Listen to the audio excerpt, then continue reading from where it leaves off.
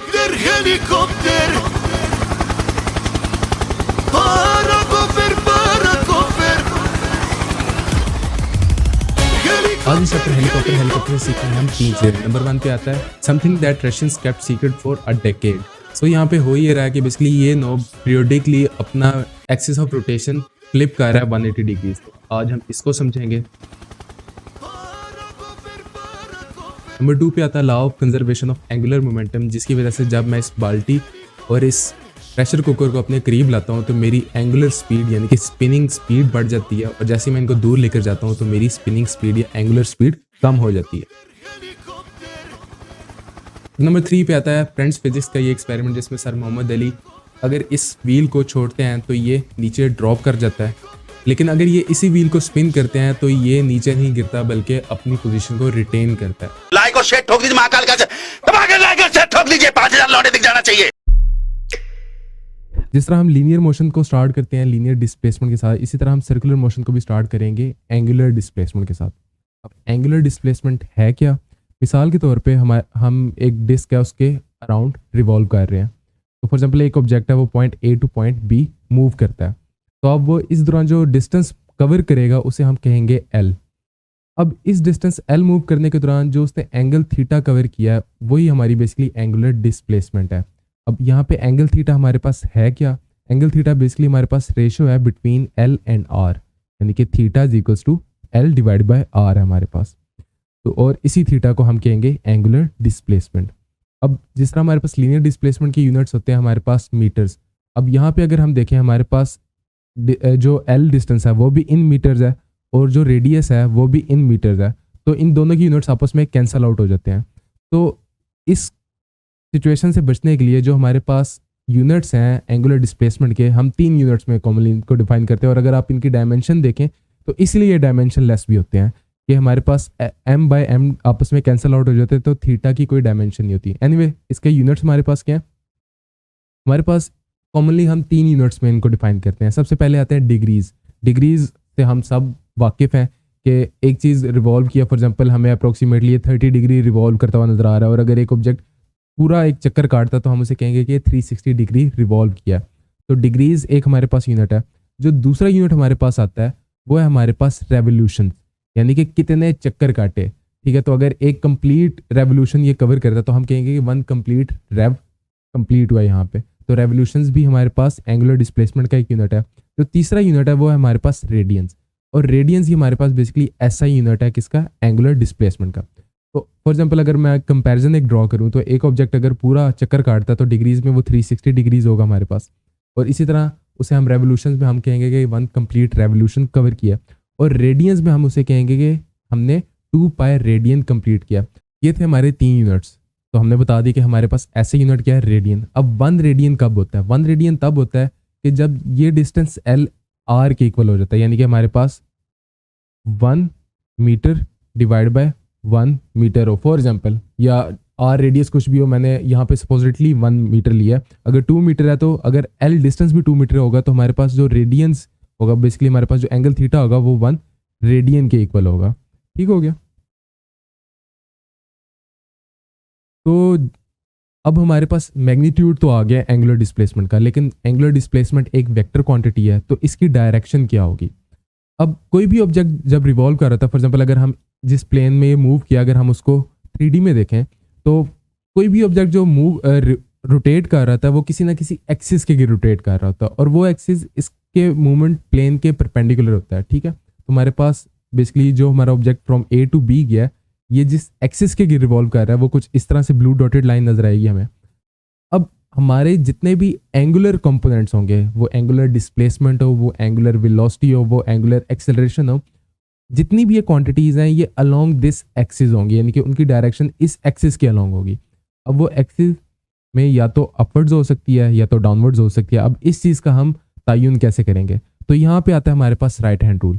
तो अगर हम इस एक्सिस को अपने राइट हैंड से पकड़ें और हमारी जो फिंगर्स हैं वो कर्ल करें in the direction of the motion, तो हमारा जो थंब इंडिकेट करेगा वो in the direction of the vector indicate करेगा। तो इस सिचुएशन में हम एंगुलर डिस्प्लेसमेंट की बात कर रहे हैं, तो अगर हम इसको पकड़ें अपने राइट हैंड के साथ तो जो हमारा थंब इंडिकेट करेगा वो in the direction of the angular displacement करेगा। उसके अलावा हम एंटी क्लॉकवाइज मोशन को पॉजिटिव लेते हैं और क्लॉकवाइज मोशन को नेगेटिव लेते हैं, ठीक है, सर्कुलर मोशन के केस में। तो ऐसा हम क्यों करते हैं? बेसिकली एंटी क्लॉकवाइज का मतलब है कि जो ऑब्जेक्ट है, फॉर एग्जांपल अगर मैं एक ऑब्जेक्ट को देखूं और वो एंटी क्लॉकवाइज रोटेट कर रहा है, तो इसका मतलब है कि जो उसका डिस्प्लेसमेंट वेक्टर है वो टूवर्ड्स मी है। तो अगर टूवर्ड्स मी है तो वो पॉजिटिव है, और अगर तो अवे फ्रॉम मी है जो कि पॉजिटिव, जो कि क्लॉकवाइज केस में होगा, तो हम उसमें नेगेटिव लेंगे जितने भी हमारे वेक्टर्स हैं, चाहे वो एंगुलर डिस्प्लेसमेंट है या एंगुलर वेलोसिटी है। वेलोसिटी और एक्सेलरेशन को अभी हम देखेंगे कि वो किस तरह से चेंज होती है और क्या उनमें सिचुएशन है हमारे पास। तो अभी तक हमने एंगुलर डिस्प्लेसमेंट कवर कर ली, अब बारी आती है हमारे पास एंगुलर वेलोसिटी की। तो एंगुलर वेलोसिटी क्या?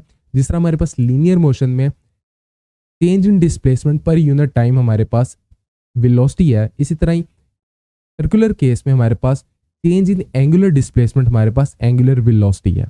तो सिंपल, फॉर एग्जांपल ये object from A to B गया, अब ये कितने टाइम में गया? अगर हम इस एंगल थीटा को टाइम पे डिवाइड करें तो हमारे पास एवरेज एंगुलर वेलोसिटी आ जाती है, ठीक है, कि हमने टोटल चेंज इन थीटा को डिवाइड किया टोटल टाइम के साथ, तो हमारे पास एवरेज एंगुलर वेलोसिटी आ गई। अब जिस तरह हमारे पास लीनियर के केस में हम एवरेज वेलोसिटी लेते हैं, फिर इंस्टेंटेनियस वेलोसिटी लेते हैं, तो इसी तरह इस केस में भी हम इंस्टेंटेनियस वेलोसिटी तब होगी जब हमारे पास del T approaches to zero होगा। अगर तो आपको इस चीज़ की सही से समझनी है तो इस चीज़ को मैंने ज़्यादा डिटेल में एक्सप्लेन किया है in the discussion of the force and motion chapter जो था हमारा उसमें। तो del T approaches to zero का क्या मतलब है, तो वो आपको वहाँ पे चल के बेहतर तरीके से समझ आ सकती है। यहाँ पे अगर मैं टेम्परेरी तौर पे बताऊँ तो इसका ये मतलब है कि एक ऑब्जेक्ट अगर ये डिस्क के रिवॉल्व कर रहा है तो हम किसी भी इंस्टेंट पे उसकी एंगुलर वेलोसिटी यानी कि ओमेगा बता सकते हैं। बेसिकली हम एंगुलर वेलोसिटी को ओमेगा में डिफाइन करते हैं, ठीक हो गया। तो इन जनरल अगर हम देखें तो हमारे पास जो ओमेगा यानी कि एंगुलर वेलोसिटी है वो थीटा डिवाइड बाय टाइम है। अब थीटा को हम लिख सकते हैं, थीटा हमारे पास बेसिकली इक्वल है एल बाय आर के, ठीक है। तो हम यानी कि एल से मुराद जो उसने टेंजेंशियल डिस्टेंस कवर किया, तो हम थीटा की जगह पे एल बाय आर लिख सकते हैं, मल्टीप्लाई बाय 1/t, बेसिकली ये यानी कि 1 डिवाइड बाई टी वैसे का वैसे ही आ गया। तो अगर हम इस केस में देखें L डिवाइडेड बाई टी हमारे पास क्या बनता है, अगर हम इस चीज़ को कंबाइन करें तो ये हमारे पास लीनियर वेलोसिटी या टेंजेंशियल वेलोसिटी बनती है। तो अगर हम L बाई टी को रिप्लेस कर दें सिंपल V के साथ तो हमारे पास ओमेगा जो है वो V बाय आर बन जाएगा, ठीक है। जिस तरह हमारे पास एंगुलर वेलोसिटी इक्वल है linear velocity divide by radius के, हमने पिछले केस में एंगुलर डिस्प्लेसमेंट के केस में भी यही देखा कि एंगुलर डिस्प्लेसमेंट इक्वल है linear displacement divide by radius R के। तो यहाँ पे एक एनालॉजी बिल्ड हो रही है कि एंगुलर क्वांटिटी इक्वल है हमारे पास linear quantity divide by the radius R. अब ये चीज़ मजीद क्लियर होगी जब हम एक्सेलरेशन का टॉपिक भी पढ़ेंगे और वहाँ पे भी ये चीज़ वंस अगेन वेरीफाई होगी। अब जो हमारे पास यूनिट्स आते हैं एंगुलर वेलोसिटी के, दो यूनिट्स कॉमनली नोन है, उनमें से एक ऐसा यूनिट है जिसे हम रेडियन पर सेकंड कहते हैं, दूसरा एक कॉमनली नॉन यूनिट है जिसे हम आरपीएम कहते हैं यानी कि रेवोल्यूशंस पर मिनट। तो ये भी एंगुलर वेलोसिटी का यूनिट है यानी कि ओमेगा का यूनिट है। आपने अक्सर मोटरसाइकिलों के एक होंडा 125 मोटरसाइकिल आता है तो उसमें टैकोमीटर होता है। टैकोमीटर बेसिकली आपको क्या बता रहा होता है, वो आपको इंजन की क्रैंक शाफ्ट की रोटेटिंग वेलोसिटी यानी कि एंगुलर वेलोसिटी बता रहा होता है। तो वो आपको ये बताता है कि इंजन इस वक्त इतने रेवोल्यूशंस पर मिनट कवर अप कर रहा है। इस तरह गाड़ियों में भी आपको वो टैकोमीटर मिलता है, ठीक है। और भी आपको अक्सर टरबाइंस अगर आपने कभी देखी हो तो टरबाइंस यानी कि जो हमारे पावर जनरेशन यूनिट्स होते हैं तो वहाँ पे भी टरबाइंस की वो एंगुलर वेलोसिटी को मॉनिटर कर रहे होते हैं। तो एंगुलर वेलोसिटी हमारे पास आरपीएम में हम मोस्ट कॉमनली हम उसको आरपीएम में मेजर करते हैं, लेकिन जो उसका ऐसा यूनिट है वो रेडियन पर सेकेंड है। अब इसी सीक्वेंस में हमारे पास जो नेक्स्ट चीज़ आती है वो आती है एंगुलर वेलोसिटी। जिस तरह हमारे पास लीनियर वेलोसिटी अगर तो चेंज हो रही है विद यूनिट टाइम तो हम उसे कहते हैं लीनियर एक्सेलरेशन, जो कि हमारे पास V F minus V I is equals to del V divide by del T होती है एक्सेलरेशन। इसी तरह ही हमारे पास एंगुलर के केस में अगर तो हमारे पास एंगुलर वेलोसिटी चेंज हो रही है तो हम उसे कहेंगे कि यहाँ पे एंगुलर एक्सेलरेशन मौजूद है। तो हमारे पास एंगुलर एक्सेलरेशन क्या होगी, final angular velocity minus initial angular velocity divide by del T यानी कि टोटल टाइम। तो हम उसे कहेंगे कि ये अगर तो हम फाइनल माइनस इनिशियल कर रहे हैं तो हम कहेंगे एवरेज हम एंगुलर वेलोसिटी मेजर कर रहे हैं और एंगुलर वेलोसिटी को हम अल्फा के साथ यानी कि डिनोट करते हैं। तो इसी तरह जिस तरह हमारे पास लीनियर के केस में इंस्टेंटेनियस एक्सेलरेशन भी होती है तो यहाँ पे भी इंस्टेंटेनियस एक्सेलरेशन अगर तो del T approaches to zero हो जाएगा तो हमारे पास जो एंगुलर एक्सेलरेशन है वो हमारे पास इंस्टेंटेनियस एक्सेलरेशन बन जाएगी। तो इन जनरल अगर हम देखें तो हम एक्सेलरेशन को डिफाइन करते हैं ओमेगा डिवाइड बाय टाइम, यानी कि angular velocity divide by time. अब ओमेगा को अभी हमने पिछली एग्जांपल में देखा, हम ओमेगा को लिख सकते हैं, यानी कि ओमेगा हमारे पास इज इक्वल है v डिवाइड बाय आर, यानी कि टेंजेंशियल वेलोसिटी या linear velocity divide by R. तो अगर हम ओमेगा की जगह पे v बाय आर रिप्लेस कर दें और डेल 1/t वैसे का वैसा ही रहे, तो यहाँ पे अगर v डिवाइड बाय t को अगर हम देखें तो v डिवाइड बाय t हमारे पास एक्सेलरेशन के इक्वल ही बनता है। तो ये बेसिकली टेंजेंशियल एक्सेलरेशन की बात हो रही है। तो हमारे पास जो एल्फा है हम उसको लिख सकते हैं a डिवाइड बाय r, यानी कि linear acceleration divide by radius r।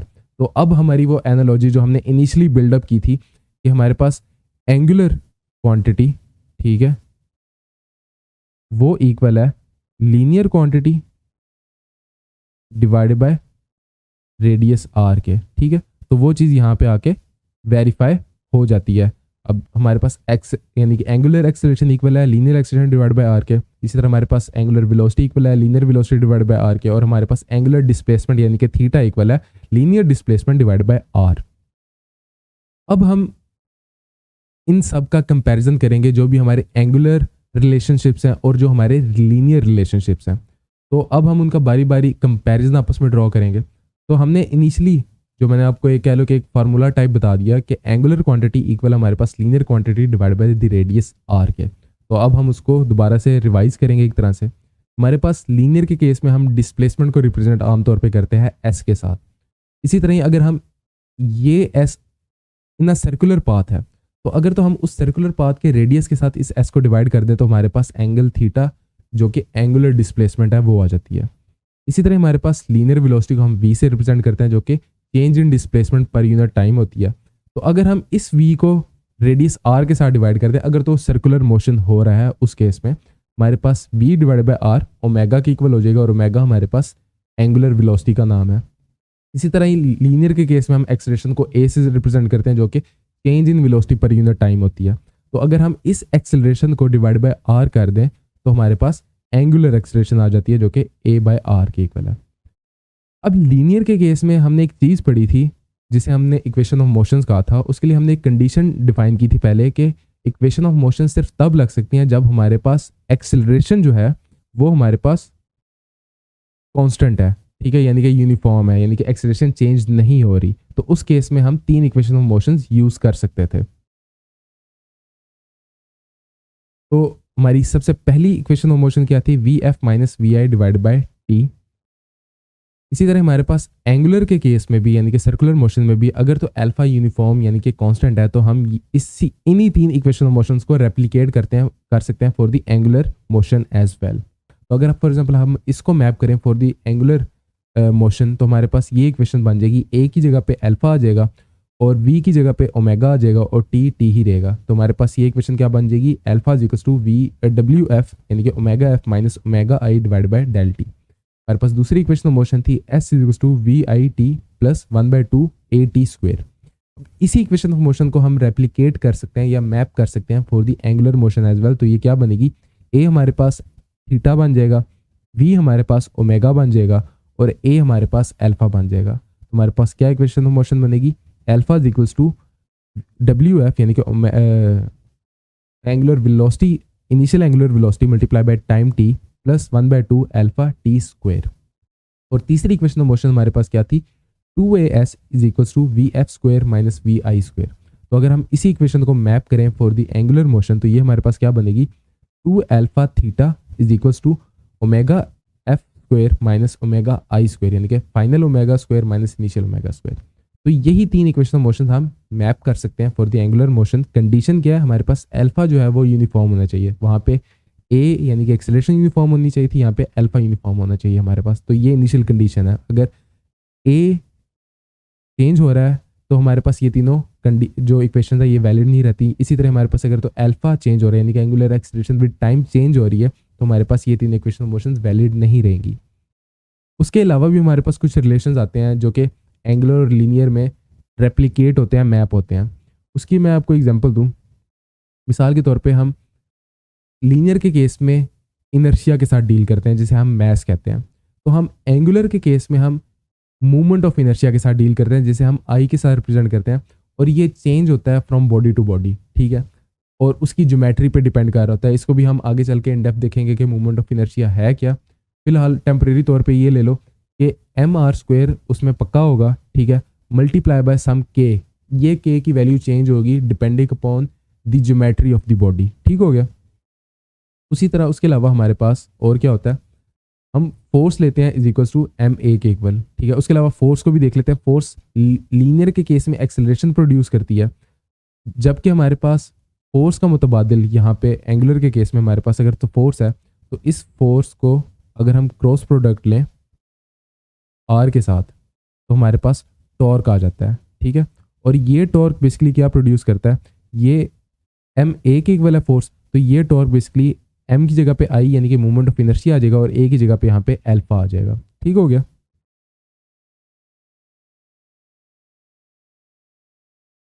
तो torque is equal to movement of inertia multiply by alpha आ जाएगा हमारे पास। उसके अलावा और भी हमारे पास रिलेशनशिप्स हैं, एंगुलर में टॉर्क, एंगुलर में टॉर्क। उसके अलावा हमारे पास लीनियर मोमेंटम है जो कि इज इक्वल्स टू mv है। अब इसी को अगर हम मैप करें फॉर एंगुलर मोशन, तो हमारे पास m क्या बन जाएगा, i यानी कि मूवमेंट ऑफ इनर्शिया, और v हमारे पास क्या बन जाएगा, ओमेगा बन जाएगा हमारे पास, जिसको हम एंगुलर वेलोसिटी कहते हैं। तो यहाँ पे हमारे पास L से हम एंगुलर मोमेंटम को जाहिर करते हैं, तो ये हमारे पास I ओमेगा बन जाएगा।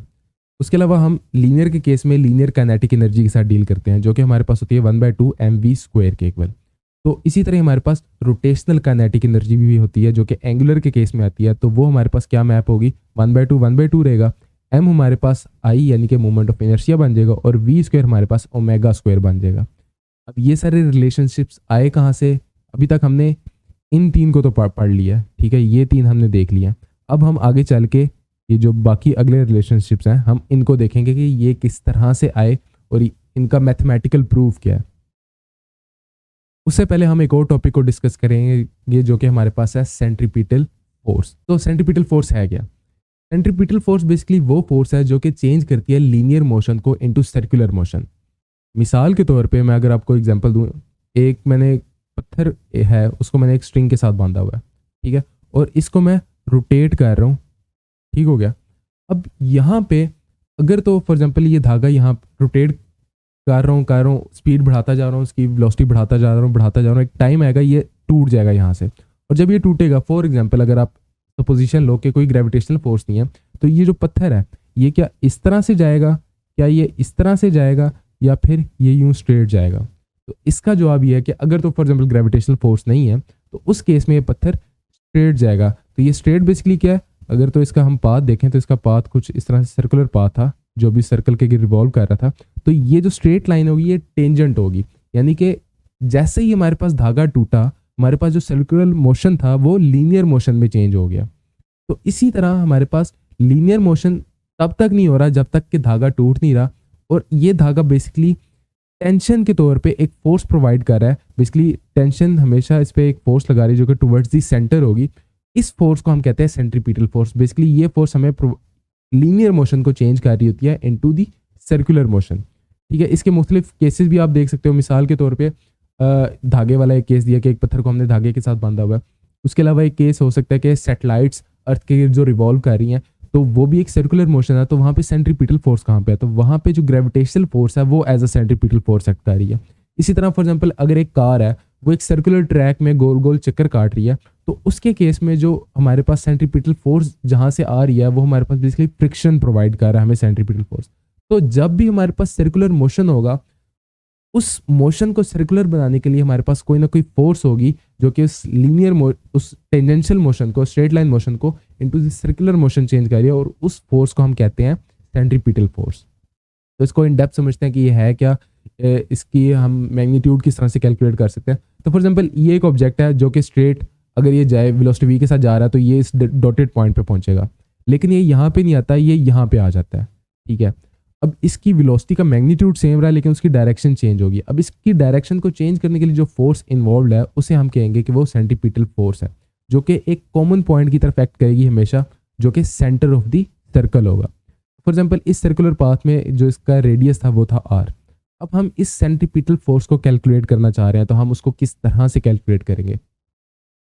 तो हमारे पास यहाँ पे एक्सेलरेशन जो है, एक्सेलरेशन ये टेंजेंशियल एक्सेलरेशन नहीं, यानी कि ये एक्सेलरेशन इस डायरेक्शन में नहीं है, ये सेंट्रीपिटल एक्सेलरेशन है। तो ये एक्सेलरेशन भी टुवर्ड्स द सेंटर ही होगी हमेशा। तो हमारे पास वेलोसिटी जो है वो चेंज हो रही है। Thank you so much Hasan Raza. तो हमारे पास वेलोसिटी जो है वो चेंज हो रही है not in magnitude but in direction. तो इस डायरेक्शन के चेंज होने में हमारे पास जो एक्सेलरेशन है हम उसे कहेंगे सेंट्रीपिटल एक्सेलरेशन, जो कि del V divided by del time है। अब यहाँ पे एक छोटा सा मसला है। छोटा सा मसला क्या है? हमारे पास जो डेल वी है वो change in magnitude of the velocity नहीं है, वो चेंज इन डायरेक्शन है, वेलोसिटी की डायरेक्शन में चेंज है, उसको हम डेल वी के साथ रिप्रेजेंट कर रहे हैं। तो यहाँ पे अब हम चाह रहे हैं कि हम डेल वी को भी चेंज करें। उसके अलावा हमारे पास एक्सेलरेशन जहाँ जैसे जब तक हमारी बॉडी जो है वो सर्कुलर पाथ में है, एक्सेलरेशन की चेंज नहीं होगी, ठीक है, सेंट्रीपिटल एक्सेलरेशन। तो हमारे पास जो डेल टी है वो जितना मर्जी हो, ठीक है, वो बेसिकली डेल टी में चेंज कोई हमारे पास एक्सेलरेशन में चेंज नहीं ला रहा। तो हम डेल टी को और डेल वी दोनों को रिप्लेस करना चाहते हैं। तो हम बारी बारी दोनों को रिप्लेस करेंगे। सबसे पहले हम डेल टी को रिप्लेस करेंगे। अब हमारे पास जो वेलोसिटी है वो हमारे पास एक ऑब्जेक्ट के लिए, फॉर एग्जाम्पल इसकी वेलोसिटी है, इसकी वेलोसिटी क्या है? जो इसने डिस्टेंस, ये एस डिस्टेंस है फॉर एग्जाम्पल, ये डिस्टेंस कवर किया जितने टाइम में, उसको हम वेलोसिटी वी कहेंगे। तो हमारे पास वेलोसिटी वी इक्वल है S divide by del T के। तो अगर इस इक्वेशन को हम सीधा करें फॉर डेल टी यानी कि चेंज इन टाइम, तो हमारे पास ये इक्वेशन बन जाएगी del T is equal to S divide by V. अब हम क्या करेंगे? जो एक्सेलरेशन में डेल टाइम है उसको हम रिप्लेस कर देंगे एस बाई वी के साथ। तो हमारे पास एक्सेलरेशन क्या बनेगी? Del V divide by S divide by V. तो इस इक्वेशन को थोड़ा सा और सीधा करें तो हमारे पास क्या बनेगी? Del V divide by S multiply by V velocity. अब हमारा जो नेक्स्ट टारगेट है वो है डेल वी को हमने किसी तरह से ख़त्म करना है। डेल टी को तो हमने ख़त्म कर लिया, लेकिन अब डेल वी को भी हमने रिप्लेस करना है। तो वो हम किस तरह से रिप्लेस करेंगे? तो डेल वी को पहले हमें समझना पड़ेगा वो क्या है। तो फॉर एग्जाम्पल ये दो वेक्टर्स हैं, इनको अगर मैं ज़रा बाहर निकाल के ले आऊँ और इनकी टेल को आपस में ज्वाइन कर दूँ, तो ये दोनों वेक्टर्स के मैग्नीट्यूड यानी कि इनकी लेंथ है उसमें चेंज नहीं है, लेकिन इनकी डायरेक्शन में चेंज है। तो इनकी डायरेक्शन में जो चेंज रिप्रेजेंट करेगा जो वेक्टर, वो हमारे पास बेसिकली डेल वी वेक्टर है, ठीक है। तो जो डेल वी है वो इस चीज़ को रिप्रेजेंट कर रहा है यहाँ पे। अब हम फॉर एग्जाम्पल अगर हम दो ट्राइंगल्स ड्रॉ करें, एक ट्राइंगल है हमारे पास ओ ए बी और दूसरी ट्राइंगल है पी क्यू आर। अब ये दोनों ट्राइंगल्स अगर तो हमने ये ट्राइंगल इससे बनाई है, यानी कि जो दोनों वेलोसिटी वेक्टर्स हैं वो हमने यहाँ से लिए हैं, तो ये दोनों ट्राइंगल्स आपस में कह लो कि इक्वल होंगी एक तरह से। इक्वल से क्या मुराद? या इसकी किसी भी दो साइड्स की रेशो इसकी दो साइड्स की रेशो के इक्वल है। मिसाल के तौर पे अगर मैं ओ बी की रेशो लूँ बी ए के साथ, तो और यहाँ पे मैं रेशो लूँ पी क्यू की आर क्यू के साथ, पी आर की आर क्यू के साथ, तो वो दोनों सेम होंगी। ठीक हो गया। तो यहाँ से हम कह सकते हैं कि दोनों कोई भी एंगल्स इनमें सेम होंगे। फॉर एग्जांपल यहाँ पे ये एंगल जो है और यहाँ पे ये एंगल जो है वो दोनों सेम होंगे। तो यहाँ पे हमने बेसिकली यही कहा कि पी क्यू आर एंगल यानी कि पी क्यू आर, तो जो मिडल में टर्म होती है हम उसके वर्टेक्स के एंगल की बात कर रहे थे, तो यहाँ पे हम इस एंगल की बात कर रहे हैं। ये एंगल इक्वल है एंगल ओ ए बी के, यानी कि ए ओ बी एंगल, यानी कि ये वाला एंगल और ये वाला एंगल आपस में इक्वल है। एक कंडीशन हमने ये निकाल ली यहाँ से। दूसरी कंडीशन हम यहाँ पे एक अप्लाई करेंगे। वो कंडीशन क्या अप्लाई करेंगे? फॉर एग्जाम्पल अगर मैं इस लेंथ को ज़रा बाहर लिख लूँ, जो कि हमारे पास बी ए से लेके बी तक स्ट्रेट लाइन डिस्टेंस है जिसको हम एल कह रहे हैं, और यहाँ पे हमारे पास ये डॉटेड लाइन इस सर्कुलर पाथ को रिप्रेजेंट कर रहा है। ठीक है। अब ये सर्कुलर पाथ हमेशा एल से ज़्यादा होगा, ठीक है, एल हमेशा छोटा होगा एस से। अब यहाँ पे बेसिकली हम चाह रहे हैं कि हम एल को एस के इक्वल करें। अब एल को एस के इक्वल हम एल को जितना छोटा करते जाएं, इस एंगल थीटा को जितना छोटा करते जाएं, उतना ही एल एस के करीब आता जाएगा। तो अब उस कंडीशन को हम कहेंगे कि हमने जो डेल टी है उसको अप्रोचेस टू जीरो कर दिया, यानी कि बिल्कुल ये यहाँ से लेके हल्का सा यहाँ तक मूव किया। तो उस केस में हमारे पास एल और एस इक्वल होंगे। ठीक हो गया। तो अगर एक छोटी सी ट्रायंगल फॉर एग्जांपल इतना मूव किया और जो हमारी ट्रायंगल बन रही है वो कुछ इस तरह से बन रही है छोटी सी, तो ये ट्रायंगल भी छोटी हो जाएगी। ठीक है, ये भी कुछ इस तरह से हो जाएगी। ये हमारे पास डेल वी आ जाएगा, ये हमारे पास वी है और ये हमारे पास वी प्राइम है। ठीक हो गया। ये ट्रायंगल भी छोटी होगी, ये दोनों ट्रायंगल हमेशा इक्वल ही रहेंगी। तो हमारे पास पिछली कंडीशन तो चेंज नहीं होगी। अगली कंडीशन में अलबत्ता क्या चेंज आया कि हम अब ये कह सकते हैं कि एस और एल जो है वो आपस में इक्वल है। तो यहाँ पे हम रिलेशनशिप बिल्ड कर सकते हैं कि एस बाय आर, यानी कि एस हमारे पास बेसिकली क्या है, अगर इस ट्रायंगल में देखें, इस ट्रायंगल को अगर मैं बाहर निकालूं थोड़ा सा, ये ठीक है, इस लेंथ को मैं एल भी कह सकता हूँ और एस भी कह सकता हूँ, और ये हमारे पास रेडियस आर है। यानी कि वो कह रहा है कि आर बाय एस या एस बाय आर इक्वल है हमारे पास ये वाली लेंथ जो कि डेल वी है डिवाइड बाय वी के, ठीक है, del V divide by V के इक्वल है। तो ये इक्वेशन भी हमारे पास सेटिस्फाई होगी कि ये इक्वेशन कहाँ से आई है। अब बेसिकली हमने ये इक्वेशन बनाई क्यों, हम यहाँ पे जो हमारे पास है वी, ठीक हो गया, हम इसको रिप्लेस करना चाह रहे हैं, डेल वी को बेसिकली हम ख़त्म करना चाह रहे हैं। तो हम इस इक्वेशन को सीधा कर सकते हैं, थोड़ा सा अगर रीअरेंज करें, वी बाय आर को इक्वल रख सकते हैं del V divide by S के। तो del V divide by S यहाँ पे भी है, del V divide by S यहाँ पे भी है, ठीक है। तो हम इस del V divide by S को रिप्लेस कर सकते हैं वी बाय आर के, तो वही हम रिप्लेस करेंगे यहाँ पे, ठीक हो गया। तो हम इसको यहाँ पे लाके इसकी जगह पे लिख देंगे, तो हमारे पास एक्सेलरेशन किसके इक्वल बन जाएगी, v divide by R multiply by V के। तो ये दोनों वेलोसिटीज़ हैं, दोनों आपस में मल्टीप्लाई होकर वी स्क्वायर बन जाएगा। तो हमारे पास जो सेंट्रीपिटल एक्सेलरेशन है वो हमारे पास क्या बन जाएगी, V square divide by R. अब सेंट्रीपिटल एक्सेलरेशन अगर ये है तो हमारे पास जो सेंट्रीपिटल फोर्स आएगी वो हमारे पास बेसिकली किसके इक्वल होगी, m multiply by centripetal acceleration के। तो सिंपली हम m के साथ सेंट्रीपिटल एक्सेलरेशन को मल्टीप्लाई कर देंगे तो हमारे पास सेंट्रीपिटल फोर्स आ जाएगी जो कि हमारे पास M V square divide by R के इक्वल हो जाएगी। अब हम इसको दो तरह से लिख सकते हैं, एक तो तरीका ये है M V square divide by R, दूसरा तरीका हमारे पास ये है कि हम v को ओमेगा की जगह, यानी कि v को रिप्लेस कर दें ओमेगा के साथ। अब वो हम कैसे कर सकते हैं, हमारे पास ओमेगा इक्वल है v डिवाइड बाय आर के, तो हम अगर v को लिख सकते हैं v is equal to R multiply by omega. तो जहाँ पे हमारे पास v स्क्वायर है वहाँ पे हम r ओमेगा लिख देंगे, तो हमारे पास इक्वेशन क्या बनेगी, f हमारे पास जो सेंट्रीपिटल फोर्स है वो इक्वल हो जाएगी M R square omega square divide by R के। ठीक हो गया यहाँ तक, ठीक है। अब यहाँ पे नीचे वाला r और ऊपर वाला जो r स्क्वायर है उसका स्क्वायर इसके r के साथ कट जाएगा, पीछे हमारे पास इक्वेशन क्या बनेगी, m ओमेगा स्क्वायर r के इक्वल। तो हमारे पास सेंट्रीपिटल फोर्स के ये दो कह लो कि फॉर्म्स हैं जिनमें हम सेंट्रीपिटल फोर्स को डिफाइन कर सकते हैं।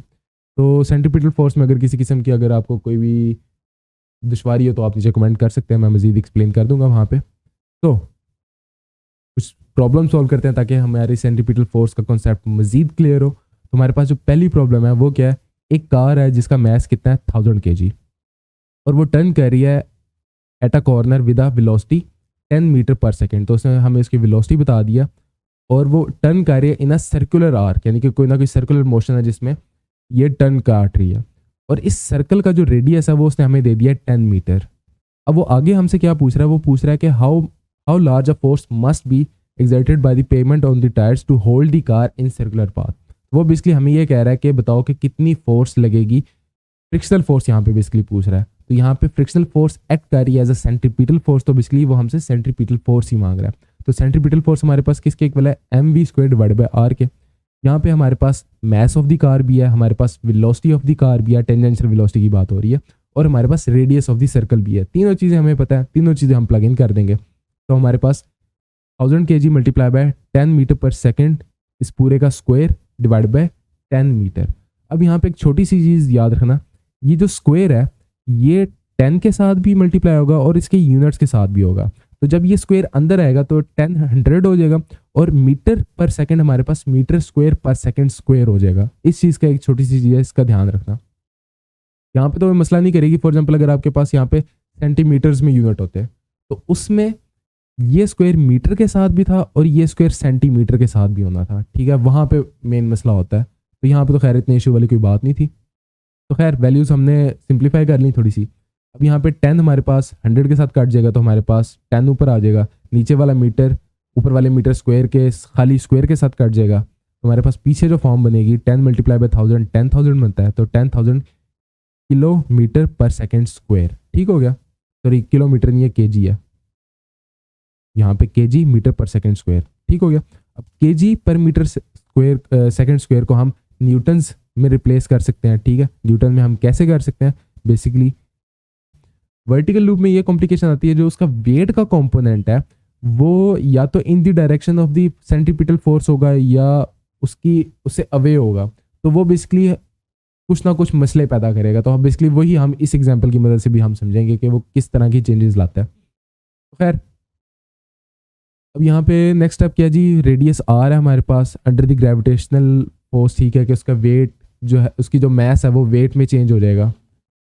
Is shown in the figure, ठीक है, फिगर भी हमारे पास है। What will be the tension in the string when the ball is at A, तो वो कह रहा है कि टेंशन इन द स्ट्रिंग बताओ जब बॉल जो है वो पॉइंट ए पे है and its speed is V, ठीक है, उसने हमें उसकी वेलोसिटी भी दे दिया एट पॉइंट ए जो कि वी के इक्वल है। अब इस प्रॉब्लम को बेहतर, इस टॉपिक को यानी कि वर्टिकल लूप के टॉपिक को बेहतर समझने के लिए मैं इस प्रॉब्लम में एक और चीज़ ऐड कर दूंगा कि बेसिकली हम टेंशन एट ए तो उसने मांगी है, हम टेंशन एट बी भी उसको कैलकुलेट करके देखेंगे कि इन दोनों में फ़र्क क्या आता है। तो यहाँ पे बेसिकली हम कैलकुलेट करेंगे टेंशन एट 2 पॉइंट्स, एक पॉइंट ए है और एक पॉइंट बी है। तो बारी बारी दोनों के लिए कर लेते हैं। अब सबसे पहले तो हम पॉइंट ए पे टेंशन कैलकुलेट करेंगे।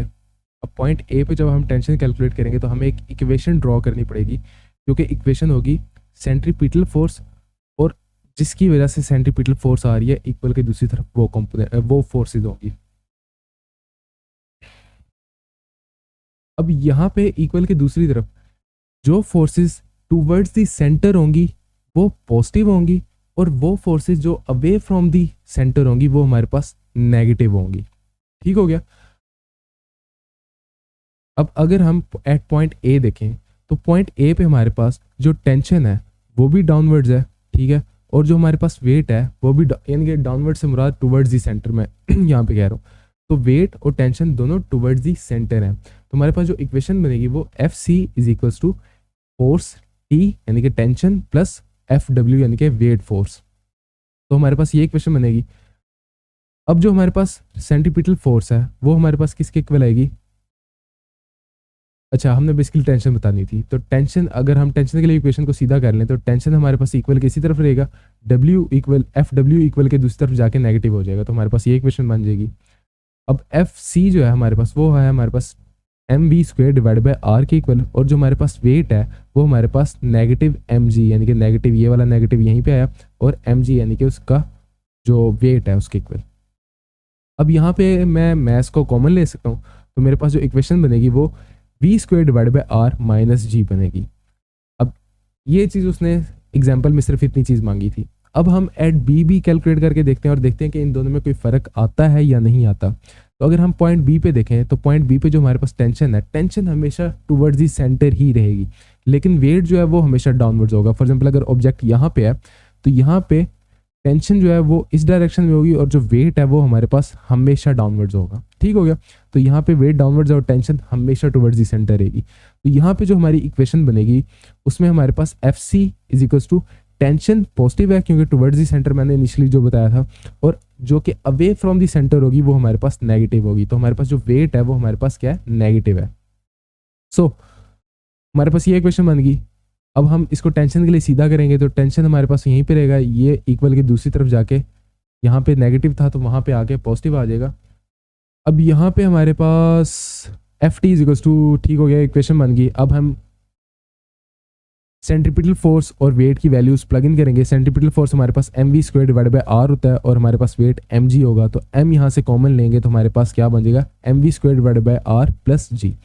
अब इन दोनों का कंपैरिजन देखो तो यहाँ पे एम वी स्क्वायर यहाँ पे चेंज नहीं हो रहा, लेकिन यहाँ पे जी माइनस हो रहा है और यहाँ पे हमारे पास जो जी है वो एड अप हो रहा है। तो यहाँ पे हम कह सकते हैं कि जो पॉइंट बी है वहाँ पे हमारे पास टेंशन जो है वो ज़्यादा है as compare two point A. Point A पे हमारे पास टेंशन कम है। तो यहाँ से हमारे पास वर्टिकल लूप के केस में ये साबित हुआ कि हमारे पास जो टेंशन है वो along the circular path constant नहीं रहेगी, वो चेंज होती रहेगी। इसलिए मैंने बताया था जो हॉरिजॉन्टल लूप होती है वो आसान इसलिए होती है कि उसमें हमारे पास टेंशन जो है वो कांस्टेंट रहती है, वो चेंज नहीं होती। लेकिन वर्टिकल के केस में ऐसा नहीं होता, इसमें चेंज हो रही है। और जो चेंज हमने यहाँ पे भी देख लिया कि हमारे पास पॉइंट ए पे टेंशन कम है या डिफरेंट है, और पॉइंट बी पे हमारे पास टेंशन जो है डिफरेंट है, और यहाँ पे बेसिकली हमारे पास टेंशन ज्यादा है। लाइक और शेयर ठोक दीजिए महाकाल का। उसके बाद लाइक और शेयर ठोक दीजिए, 5000 लौटे दिख जाना चाहिए।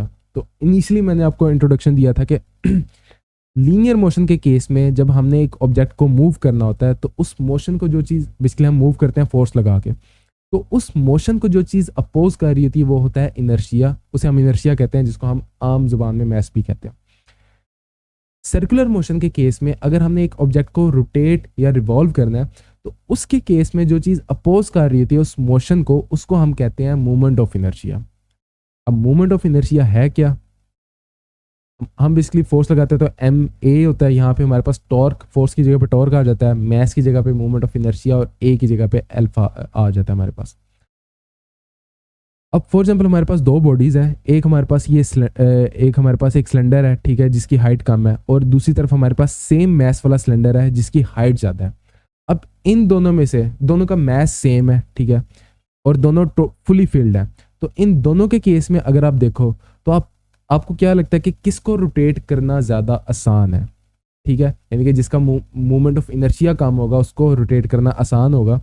तो आप आसान अपनी अगर आप इमेजिनेशन में देखो तो आपको क्या लगता है कि दोनों का अगर मैस सेम है तो दोनों में से रोटेट करना किसको आसान है? तो यहाँ पे बेसिकली जो ये बॉडी है इसको रोटेट करना आसान है, क्योंकि इसका मोमेंट ऑफ इनर्शिया जो है वो, अगर मैं इसको मोमेंट ऑफ इनर्शिया ए कहूँ और इसका मोमेंट ऑफ इनर्शिया बी कहूँ, तो जो मोमेंट ऑफ इनर्शिया ऑफ हमारे पास बी है वो हमारे पास greater than moment of inertia of A है। ठीक है, हमें देख के पता चल रहा है। अब हम इसको मैथमेटिकली किस तरह से प्रूव कर सकते हैं इस बात को, तो अब हम उसकी तरफ देखेंगे कि वो हम उसको मैथमेटिकली किस तरह से देख सकते हैं, किस तरह से प्रूव कर सकते हैं। तो उसके लिए हम अपने मोशन को सबसे पहले तो सिंप्लीफाई करेंगे। ठीक है, वहाँ पे जो हमारा एक्सिस ऑफ रोटेशन था वो विद इन दी बॉडी था, अब हम उसे आउटसाइड ऑफ दी बॉडी ले गए और हम कह रहे हैं कि एक पॉइंट मैस है जो कि रोटेट कर रहा है इस सर्कुलर पाथ में, और इस सर्कुलर पाथ का जो रेडियस है वो है आर। अगर हम इसको टॉप से देखें तो हमारे पास कुछ इस तरह का सिनेरियो है। ठीक है, अब यहाँ पे अगर तो हम फोर्स लगा रहे हैं, हम टॉर्क लगा रहे हैं, तो उस टॉर्क की वजह से हमारे पास टेंजेंशियल एक्सेलरेशन भी होगी। ठीक है, सेंट्रीपिटल एक्सेलरेशन तो हमेशा होगी अगर तो सर्कुलर मोशन है, टेंजेंशियल एक्सेलरेशन सिर्फ तब होगी जब हम टॉर्क अप्लाई करेंगे। अब ये हमारे पास वहाँ से आ गई। अच्छा, अब हमारे पास जो टेंजेंशियल एक्सेलरेशन है वो हमारे पास किसके इक्वल है? Radius R multiply by angular acceleration के इक्वल। ठीक है, इसको हमने एंगुलर एक्सेलरेशन के टॉपिक में भी इन डेप्थ देखा था। अब यहाँ पे बेसिकली हमारे पास जो एंगुलर एक्सेलरेशन है वो हमारे पास tangential acceleration divide by R होती है। ठीक हो गया, तो अब हमने ऐसा क्यों किया? बेसिकली हमारे पास एफ टी यानी कि टेंजेंशियल फोर्स, ठीक है, बेसिकली इस टेंजेंशियल फोर्स की वजह से ही इस टेंजेंशियल फोर्स को हम रेडियस के साथ मल्टीप्लाई करें तो हमारे पास टॉर्क आ जाता है, जो कि ये टॉर्क है। तो हमारे पास जो टेंजेंशियल फोर्स है वो इक्वल है एम ए के। ठीक है, तो अगर हम ए की जगह पे रिप्लेस कर दें आर एल्फा तो हमारे पास ये इक्वेशन बन जाएगी एम आर एल्फा। ठीक है, एम वैसे का वैसा आएगा, ए की जगह पे आर एल्फा आ जाएगा, और हमारे पास टॉर्क इक्वल होता है आर मल्टीप्लाई बाय एफ के। ठीक है, तो अब हम इस एफ को बेसिकली यहाँ पे ले आएंगे तो हमारे पास टॉर्क इक्वल किसके हो जाएगा? R multiply by M R alpha के इक्वल। ठीक हो गया, अब यहाँ पे आर जो है, दो आर हैं, दोनों आपस में मल्टीप्लाई होकर आर स्क्वायर बन जाएगा, तो हमारे पास जो टॉर्क है वो किसके इक्वल हो जाएगा? एम आर स्क्वायर एल्फा के इक्वल हो जाएगा। तो यहाँ पे जो एम आर स्क्वायर है इस पॉइंट मैस के लिए यही हमारे पास बेसिकली इनर्शिया है। ठीक हो गया, तो हमारे पास ये इनर्शिया आ गया। अच्छा, अब ये तो था एक पॉइंट मैस के लिए इनर्शिया। अगर तो फॉर एग्जांपल एक डिस्क है, ठीक है, फॉर एग्जांपल पॉइंट मैस से मुराद ये है कि ये डिस्क है, ये एक्सिस ऑफ रोटेशन है और ये इसके गिर रिवॉल्व कर रहा है। लेकिन अगर मैं इस एक्सिस ऑफ यानी कि एक्सिस ऑफ रोटेशन इस बॉडी के अंदर आ जाए और ये बॉडी रोटेट कर रही है, तो उसके केस में इसका मोमेंट ऑफ इनर्शिया क्या होगा? मोमेंट ऑफ इनर्शिया एक बॉडी को अगर हम डिफरेंट एक्सिस पे रोटेट करेंगे तो उसका मोमेंट ऑफ इनर्शिया भी चेंज हो जाता है। ठीक है, फॉर एग्जांपल अगर मैं इस बॉडी को इस एक्सिस में रोटेट कर रहा हूँ तो इसका मोमेंट ऑफ इनर्शिया डिफरेंट है। अगर मैं इस बॉडी को इस एक्सिस में रोटेट कर रहा हूँ, इवन दो ये एक्सिस भी इस बॉडी के अंदर से गुजर रहा है, लेकिन इस केस में इसका मोमेंट ऑफ इनर्शिया डिफरेंट होगा। तो मोमेंट ऑफ इनर्शिया बेसिकली हमारे पास क्या है? Distribution of the mass around the axis of rotation का नाम है। तो खैर फॉर एग्जाम्पल ये एक डिस्क है, ठीक है, और ये रोटेट कर रही है, और इस दफ़ा हमारा जो एक्सिस ऑफ रोटेशन है वो विद इन दी बॉडी है। अब हम मोमेंट ऑफ इनर्शिया कैसे कैलकुलेट करेंगे? अब इसके केस में हम क्या करेंगे? हम इस बॉडी को छोटे छोटे पॉइंट मैसेज में चेंज कर देंगे। ठीक है, छोटे छोटे पॉइंट मैसेज हैं और वो सारे पॉइंट मैसेज मिलके इस पूरी बॉडी को बना रहे हैं। तो अब हम क्या करेंगे? हम इन छोटे छोटे पॉइंट्स का, इनफाइनाइट पॉइंट्स है, तो हम उन इनफाइनाइट पॉइंट्स का मोमेंट ऑफ इनर्शिया देखेंगे। तो उनमें से फॉर एग्जांपल कोई भी एक पॉइंट लें, ठीक है, तो उनमें से कोई भी एक पॉइंट का जो मोमेंट ऑफ इनर्शिया होगा वो m1 हम उस छोटे से मैस को कह रहे हैं और r1 उसका distance from the axis of rotation है, तो m1 r1 स्क्वायर अल्फा, ठीक हो गया। इस तरह m2 r2 square alpha, alpha सब में सेम रहेगा, अल्फा हमारे पास चेंज नहीं होगा अगर तो रिजिड बॉडी है। वो क्यों नहीं चेंज होगा वो चीज़ भी समझाता हूँ। तो इस तरह हमारे पास जितने भी छोटे छोटे पॉइंट मैसेज हमने लिए हैं उन तमाम में एक हमारे पास एक सीक्वेंस फॉलो हो रहा है कि m1 r1 square m2 r2 square, ठीक है। तो ये सारे हमारे पास क्या है, मूवमेंट ऑफ इनर्शिया उनके, ठीक हो गया। और ये कहानी चलती चलती चलती हमारे पास अप टू टॉर्क n तक जाएगी, ठीक है। हमने इसको n पॉइंट मैसेज में डिवाइड किया, ठीक है। तो अप टू n हमारे पास इनफाइनाइट पॉइंट्स होंगे ऐसे। अगर हम इसको टॉप व्यू से देखें इन पॉइंट्स को, हमारे पास इस तरह के कुछ पॉइंट मैसेज हैं, ठीक है, इस तरह के इनफाइनाइट हैं। तो मैंने यहाँ पे सिर्फ फाइनाइट पॉइंट्स ही ड्रॉ किए हैं। अब अल्फा हमारे पास सबके केस में सेम क्यों है, ये क्यों नहीं चेंज हो रहा है, ये समझाने के लिए आपको मैं एग्जांपल देता हूँ।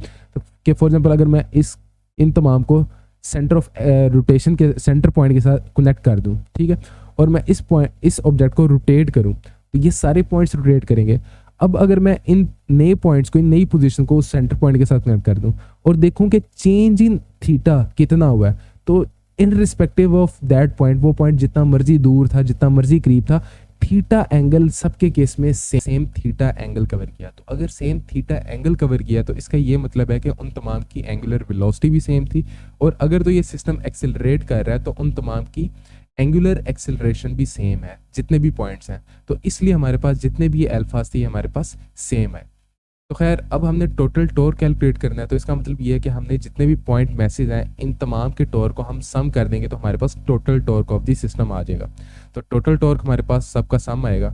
अब सबके सम में अल्फा हमारे पास कॉमन है, तो अल्फा को हम बाहर ले लेंगे और अंदर जो हम सम करेंगे हम m1 r1 square m2 r2 square इन तमाम को सम कर देंगे अप टू n।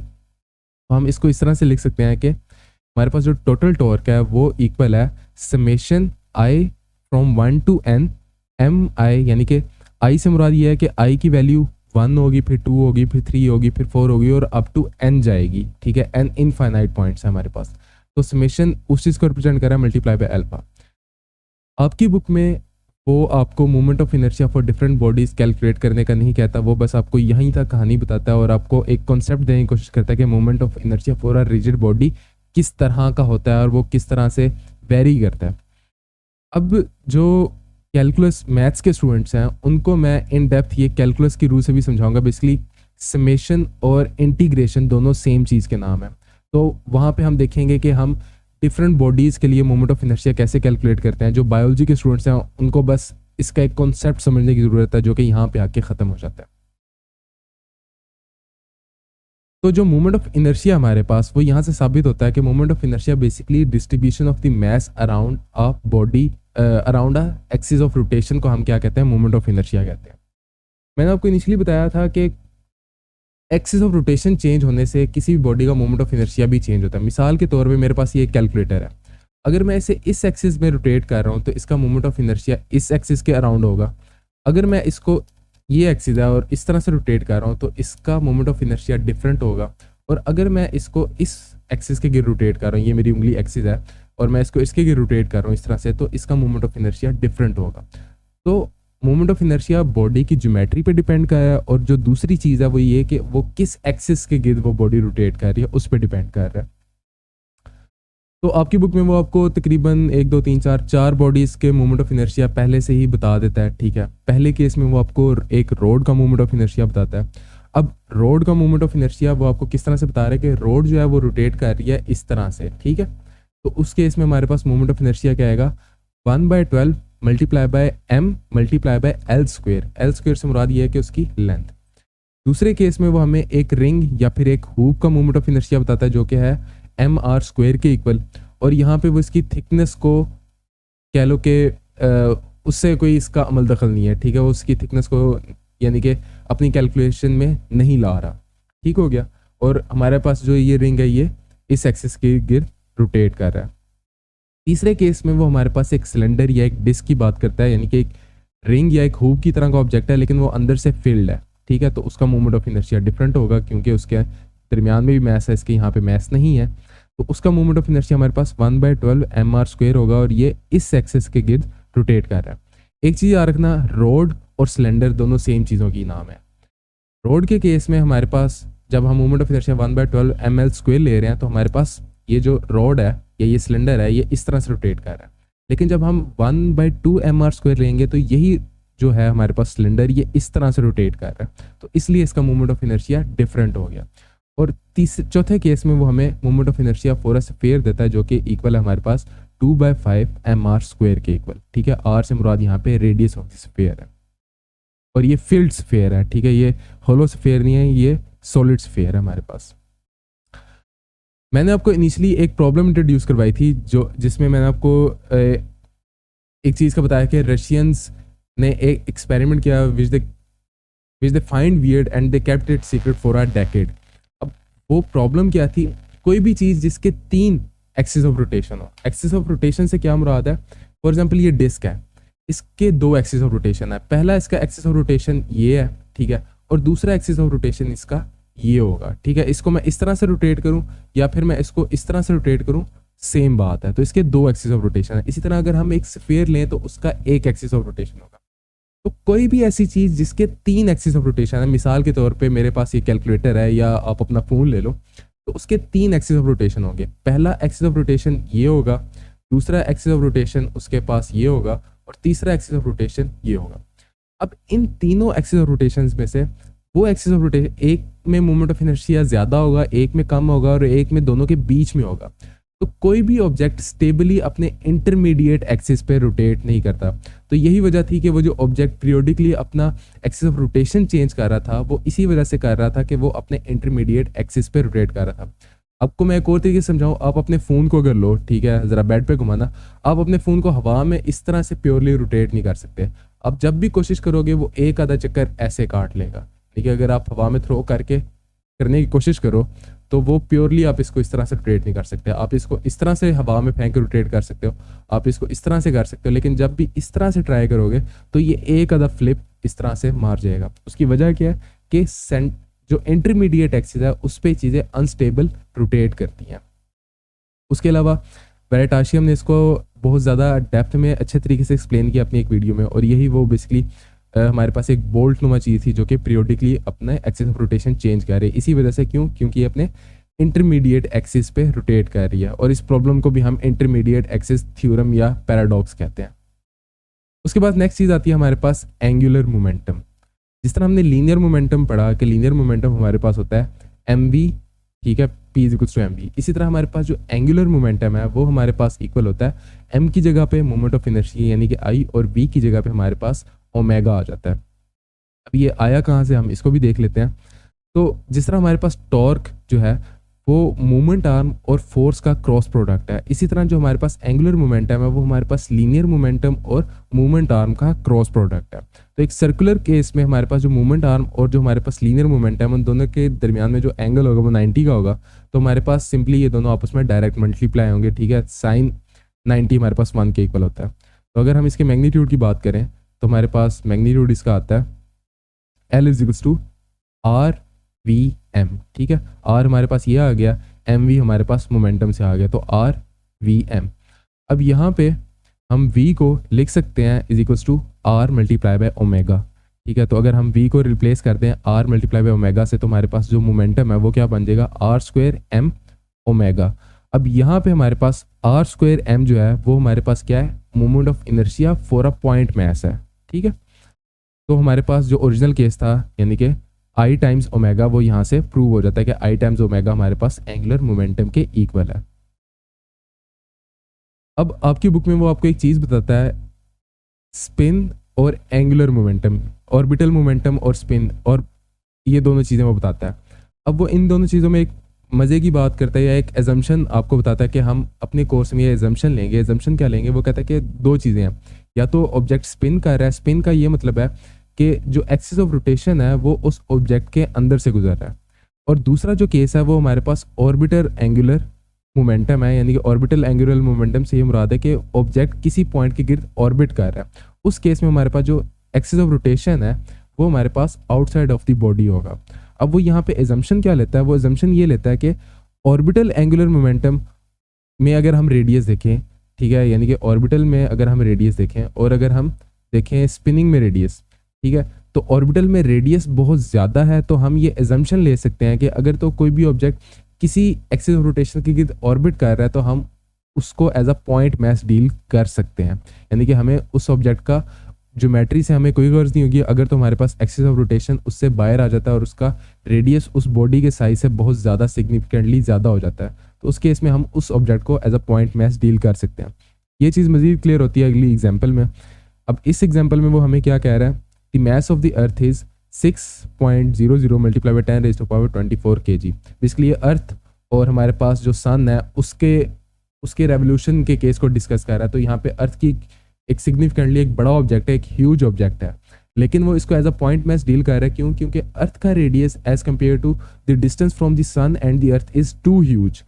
तो उस केस में हम एजम्पशन ले सकते हैं कि हमारे पास जो अर्थ है वो एज अ पॉइंट मैस है, तो हम उसका जो मूवमेंट ऑफ इनर्शिया लेंगे वो हम स्फीयर के केस वाला मूवमेंट ऑफ इनर्शिया नहीं लेंगे, वो हम मूवमेंट ऑफ इनर्शिया लेंगे mr²। ठीक है, स्फीयर के केस में हमने 2/5 mr² पढ़ा था, लेकिन वो हम तब लेंगे जब हमारा axis of rotation with in the sphere होगा। अगर आउटसाइड दी स्फीयर है, फॉर एग्जांपल अर्थ और सन के केस में, तो उस केस में हम मूवमेंट ऑफ इनर्शिया ये लेंगे। तो यहाँ पे वो ये बेसिकली बताना चाह रहा था आपको पीछे। तो खैर इस एग्जाम्पल को सॉल्व करता है। एग्जाम्पल में उसने हमें दिया है जी अर्थ का मैस दिया है, the radius distance R from the earth and the sun. ठीक है, उसने हमें अर्थ और सन का डिस्टेंस दिया हुआ है जो कि 1.5 multiply by 10 raised to power 11 metres है, as seen from the direction of the north pole. ठीक है, नॉर्थ पोल की डायरेक्शन से क्या मुराद है कि हम अबव द नॉर्थ देख रहे हैं इस सारी सिचुएशन को। ठीक है, इसका सिग्निफिकेंट क्या, इसकी सिग्निफिकेंस क्या है इस बात की, वो भी मैं आपको आगे चल के बताता हूँ। और जो आखिरी चीज़ वो हमें बताता है वो ये बताता है कि जो अर्थ को पूरा चक्कर काटने में टाइम लगता है वो लगता है 3.16 multiply by 10 raised to power 7 seconds. Basically ये उसने 1 ईयर को सेकेंड्स में कन्वर्ट किया हुआ है यहाँ पे। तो उसने हमें टाइम पीरियड भी दिया हुआ है। मांग वो हमसे क्या रहा है, determine the orbital angular momentum of the अर्थ। ठीक हो गया, तो वो ये कह रहा है कि orbital angular momentum of the earth calculate करके दो जो कि अर्थ का अराउंड दी सन है। तो हमने इसको वो कैलकुलेट करके देना है। अब वो हमारे पास किसके इक्वल है, moment of inertia multiply by omega, यानी कि एंगुलर वेलोसिटी। हमारे पास मोमेंट ऑफ इनर्शिया हमारे पास है जिसको हम mr² ले रहे हैं। क्यों? क्योंकि हम इसको as a point mass deal कर रहे हैं, हम 2/5 mr² नहीं ले रहे। ठीक है, वो मैं आपको एक्सप्लेन कर चुका हूँ क्यों नहीं ले रहे। अब हमारे पास m भी है, हमारे पास r भी है, हमारे पास ओमेगा नहीं है। सो हमारे पास m भी है, हमारे पास रेडियस r भी है, लेकिन हमारे पास एंगुलर वेलोसिटी नहीं है। अब वो हम किस तरह से कैलकुलेट करेंगे? एंगुलर वेलोसिटी निकालने के लिए हमें क्या चीज़ें पता होनी चाहिए? ठीक है, एंगुलर वेलोसिटी हमारे पास basically v divide by r, यानी कि उसकी tangential velocity divide by r है। हमारे पास रेडियस r तो मौजूद है, लेकिन रेडियस r से मुराद डिस्टेंस फ्रॉम अर्थ टू सन हमारे पास है, लेकिन हमारे पास वेलोसिटी उसकी मौजूद नहीं है। अब वेलोसिटी हम कैसे निकालेंगे? अब वेलोसिटी हमारे पास क्या होती है, distance, total distance divide by total time. ठीक है, यहाँ पे हमारे पास टोटल टाइम उसने हमें दिया हुआ है, total time 3.16 multiply 10 raised to power 7 seconds हमारे पास है, लेकिन हमारे पास डिस्टेंस नहीं है। क्योंकि डिस्टेंस से मुराद के अर्थ कितना डिस्टेंस कवर अप करती है इन अ कंप्लीट कैलेंडर ईयर। तो डिस्टेंस अब हम कैसे कैलकुलेट करेंगे? फॉर एग्जांपल ये सन है हमारे पास और ये अर्थ है और इनका रेडियस, इनके डिस्टेंस को हम r कह रहे हैं। तो हमने ये जो टोटल डिस्टेंस है ये हमारे पास यहाँ पे ये डिस्टेंस है, और ये जो टोटल टाइम है बेसिकली ये इसी पूरे डिस्टेंस को कवर अप करने का टाइम है। तो हमने ये डिस्टेंस निकालना है, तो ये डिस्टेंस हमारे पास किसके इक्वल होगा? ये बेसिकली हमारे पास सर्कमफेरेंस ऑफ दिस सर्कल के इक्वल होगा। तो सर्कमफेरेंस ऑफ दिस सर्कल क्या होगा? 2πr। हमारे पास पाई कांस्टेंट है जो कि 3.14 होता है, r रेडियस हमें पता है, तो हम 2πr से डिस्टेंस जो है टोटल वो कैलकुलेट कर सकते हैं। तो जब हम 2π और r को आपस में मल्टीप्लाई करेंगे तो हमारे पास जो डिस्टेंस आएगा वो आएगा हमारे पास 9.42 multiply by 10 raised to power 11 metres. अब इस डिस्टेंस की वैल्यू को हम यहाँ पे प्लग इन कर देंगे, हमारे पास वेलोसिटी आ जाएगी। तो वेलोसिटी हमारे पास क्या आएगी? 9.42 multiply 10 raised to power 11, basically ये वाली वैल्यू डिवाइडेड बाय 3.16, ठीक है, मल्टीप्लाई 10 रेज़्ड टू पावर 7। तो हमारे पास वेलोसिटी आ जाएगी 2.98 multiply by 10 raised to power 4 metre per second. अब इस वेलोसिटी की वैल्यू को हम उठा के यहाँ पे प्लग इन कर देंगे तो हमारे पास ओमेगा आ जाएगा। ओमेगा हमारे पास क्या आएगा? ओमेगा हमारे पास 2.98 मल्टीप्लाई 10 रेज़्ड टू पावर 4 को हमने डिवाइड कर दिया 1.5 बेसिकली क्या था हमारे पास? Radius 1.5 multiply 10 raised to power 11, ये वाली वैल्यू। तो ओमेगा हमारे पास आ जाएगा 1.99 रेडियंस पर सेकेंड। अब इसकी वैल्यू को उठा के हम यहाँ पे प्लग इन कर देंगे। अब हमारे पास m और r पहले से था, ओमेगा नहीं था, तो जब हम इस फार्मूला में इस वैल्यू को प्लग इन करेंगे तो हमारे पास जो एंगुलर मोमेंटम था हमारे पास वो आ जाएगा 2.68 मल्टीप्लाई 10⁻40 kg मीटर स्क्वायर पर सेकेंड। इसको करने का एक और आसान तरीका भी था, उसमें एक स्टेप हमारे पास काम था। वो स्टेप क्या था, हमारे पास जो एंगुलर मोमेंटम है हम उसको mr² ओमेगा के बजाय हम उसको mvr भी लिख सकते हैं, ठीक है, लिख सकते हैं। तो अब यहाँ पे हमारे पास मैथ्स हमें ऑलरेडी पता है, हमें v ऑलरेडी पता है। तो यहाँ पे जब हमने v निकाला था तो उस v को अगर हम डायरेक्टली यहाँ पे प्लग इन कर देते तो उससे भी हमारा आंसर यही सेम आना था, बस उसमें यह था कि हमारा एक स्टेप शॉर्ट हो जाना था। उसके बाद नेक्स्ट है जी हमारे पास law of conservation of angular momentum. तो जिस तरह हमारे पास लीनियर मोमेंटम कंजर्व होता है उसी तरह हमारे पास जो एंगुलर मोमेंटम है वो भी कंजर्व रहता है, वो अपने आप को कंजर्व करता है। अब कहता क्या law of conservation of angular momentum, वो ये कहता है if no external torque is applied the total angular momentum of a system remains constant. यानी कि अगर तो कोई एक्सटर्नल टॉर्क इन्वॉल्व नहीं है तो उसका ये मतलब है कि जो हमारा टोटल एंगुलर मोमेंटम होगा वो चेंज नहीं होगा। और यही वजह थी कि जो मैंने इनिशियली एक एक्सपेरिमेंट आपको करके दिखाया कि मैं अपनी चेयर पे रिवॉल्व कर रहा हूँ और मैं मैस को करीब लाता हूँ, तो उससे क्या होता है कि मैं अपना मोमेंट ऑफ इनर्शिया कम कर रहा हूँ, लेकिन मेरा जो टोटल एंगुलर मोमेंटम है उसको कंजर्व करने के लिए जो मेरी एंगुलर वेलोसिटी है वो बढ़ रही है। ये आपको मजीद क्लियर होगा आगे एक इक्वेशन देखने से भी। इसको हम एक और तरह से भी डिफाइन कर सकते हैं law of conservation of angular momentum को, वो इस तरह से कि the axis of rotation of an object will not change its orientation unless an external torque acts on it। अब ये क्या कह रहा है ये भी मैं आपको आगे चल के समझाता हूँ, पहले इस बात पे आते हैं। तो इस बात को हम लिख सकते हैं कि हमारे पास इनिशियल एंगुलर मोमेंटम, ये हमारे पास इनिशियल एंगुलर मोमेंटम है और ये हमारे पास फाइनल एंगुलर मोमेंटम है। तो अगर तो कोई एक्सटर्नल टॉर्क नहीं लग रहा तो ये हमारे पास सेम रहेगा।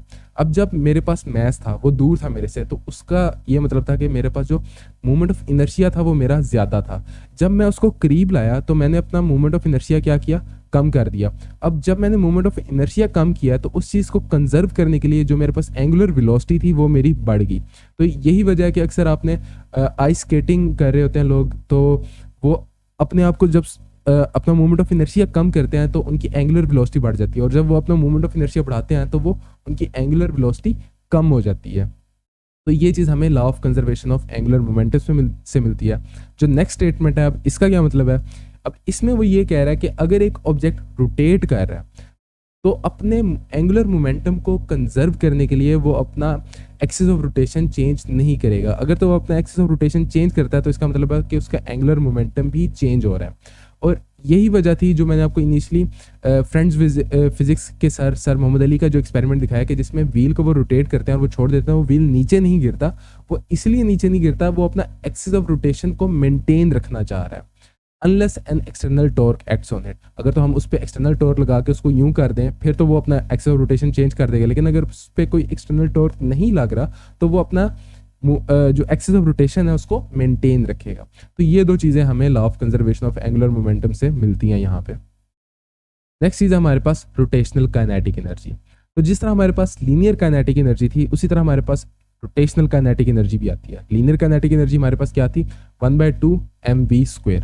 तो रोटेशनल काइनेटिक एनर्जी में हमारे पास m हमारे पास I बन जाएगा और जो v है हमारे पास वो हमारे पास ओमेगा² बन जाएगा। तो हमारे पास rotational kinetic energy 1/2 moment of inertia multiply by omega आ जाएगा। ये फार्मूला आया कहाँ से, इसको भी देख लेते हैं। तो फॉर अ पॉइंट मैस हमारे पास जो मोमेंट ऑफ इनर्शिया वो mr² होता है, तो इसलिए हम पॉइंट मैस से स्टार्ट कर रहे हैं अपनी कहानी। तो फॉर अ पॉइंट मैस अगर तो वो रोटेट कर रहा है तो हम v² को लिख सकते हैं mr², ठीक है। v को हम v = r multiply by omega लिख सकते हैं, तो वही हमने यहाँ पे लिखा है, उसको स्क्वायर कर दिया। अब ये स्क्वायर अंदर आ जाएगा तो ये स्क्वायर ओमेगा के ऊपर भी आएगा और r के ऊपर भी आएगा, ठीक हो गया। तो इन दोनों के ऊपर आ गया। अब यहाँ पे mr को अगर मैं देखूँ तो mr मेरे पास क्या बन जाएगा, मोमेंट ऑफ इनर्शिया बन जाएगा और ओमेगा² वैसे का वैसे ही रहेगा। तो यही फॉर्म हमारे पास बन गई, moment of inertia multiply by omega, जो कि यहाँ पे हमें नजर आ रही है। अब इस चीज़ को मज़ीद इन डेप्थ समझने के लिए रोटेशनल काइनेटिक एनर्जी है क्या, हम एक एग्जांपल लेंगे जो कि है हमारे पास एग्जांपल एक डिस्क और एक हूप की।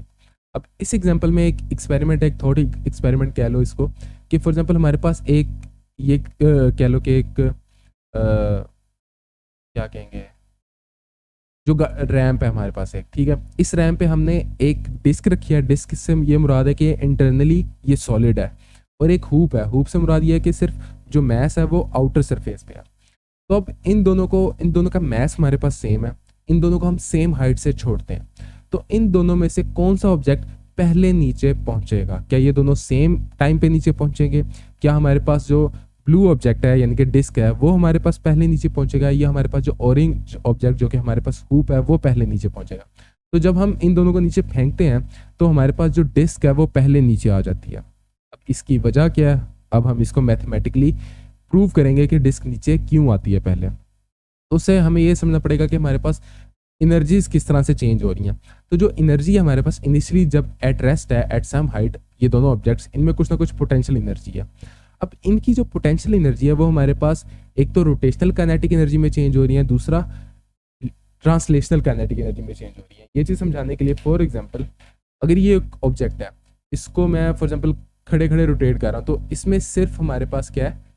रोटेशनल काइनेटिक एनर्जी है। लेकिन अगर ये रोटेट भी कर रहा है और ये आगे मूव भी कर रहा है, तो जो ये आगे मूव करने वाली काइनेटिक एनर्जी है इसे हम ट्रांसलेशनल काइनेटिक एनर्जी कहेंगे। तो इस केस में हमारे जो दोनों ऑब्जेक्ट्स हैं वो रोटेट भी कर रहे हैं और वो ट्रांसलेट भी कर रहे हैं, तो उनकी जो पोटेंशियल एनर्जी है वो इन दो काइनेटिक एनर्जीज में चेंज हो रही है। तो हम दोनों को देख लेते हैं कि दोनों में किस तरह से डिस्ट्रीब्यूट हो रही है हमारी पोटेंशियल एनर्जी। तो अगर तो हम पहले डिस्क का केस देखें, तो डिस्क के केस में हमारे पास पोटेंशियल एनर्जी किस में चेंज हो रही है? रोटेशनल काइनेटिक एनर्जी और ट्रांसलेशनल काइनेटिक एनर्जी में। अब हमारे पास रोटेशनल काइनेटिक एनर्जी क्या होगी? वो हमारे पास होगी 1/2 I ओमेगा स्क्वायर। आई से मुराद मोमेंट ऑफ इनर्शिया हमारे पास। तो अगर हम moment of inertia for a disc देखें तो फॉर अ डिस्क हमारे पास ये रहा, हमारे पास क्या होता है? Moment of inertia 1/2 mr square. तो आई की जगह पे हम अगर डाल दें 1/2 mr स्क्वायर, तो हमारे पास क्या फॉर्म बन जाएगी? हमारे पास ये बन जाएगा 1/4। बेसिकली ये 1/2 इसके 1/2 से मल्टीप्लाई हुआ तो ये 1/4 हो गया, और बाकी ये mr हमारे पास यहाँ पे mr स्क्वायर आ गया, और ओमेगा स्क्वायर वैसे का वैसे ही रहा। और हमारे पास जो ट्रांसलेशनल काइनेटिक एनर्जी है, जो हमारे पास पोटेंशियल एनर्जी है, वो हमारे पास mgh होगी, ठीक है, ये हम पहले पढ़ चुके हैं। और जो हमारे पास ट्रांसलेशनल काइनेटिक एनर्जी होगी वो हमारे पास क्या होगी? 1/2 mv स्क्वायर। अब हमारे पास एक जो वेलोसिटी है वो ओमेगा में है, एक वेलोसिटी हमारे पास v में है, यानी कि टेंजेंशियल वेलोसिटी है। या तो हम इसको ओमेगा कर दें या तो हम इसको v कर दें। तो चूंकि हमने ये देखना कि पहले ऑब्जेक्ट नीचे कौन सा है, तो वो ट्रांसलेशनल वेलोसिटी है, तो उस केस में हम इस ओमेगा को v में चेंज करेंगे, ना कि इस v को ओमेगा में। तो वो हम किस तरह से चेंज करेंगे? मैं r स्क्वायर ओमेगा स्क्वायर को ब्रैकेट में लेके स्क्वायर इनका बाहर लिख सकता हूँ मैं। अब यहाँ पे जो r मल्टीप्लाई बाय ओमेगा हमारे पास, वो हमारे पास v के इक्वल नहीं है, क्योंकि v is equal to r multiply by omega होता है, तो बिल्कुल उसके इक्वल है। तो v को मैं इसकी जगह पे लिख सकता हूँ, तो ये हमारे पास क्या बन जाएगा? 1/4 mv square plus 1/2 mv square. ठीक हो गया, ये हमारे पास इक्वेशन यहाँ तक आ गई। अब हम फॉर दी हूप जो केस है उसको भी देख लेते हैं। हमारे पास जो हूप के लिए मूवमेंट ऑफ इनर्शिया है वो हमारे पास क्या है? mr square. ठीक हो गया, इसको हम जहन में रखते हैं और अब हम इसके लिए सॉल्व करते हैं। तो हमारे पास हूप में भी सेम पोटेंशियल एनर्जी चेंज होगी, ट्रांसलेशनल काइनेटिक एनर्जी और रोटेशनल काइनेटिक एनर्जी में। तो जो हमारे पास पोटेंशियल एनर्जी है वो हमारे पास mgh, सेम पिछले केस की तरह।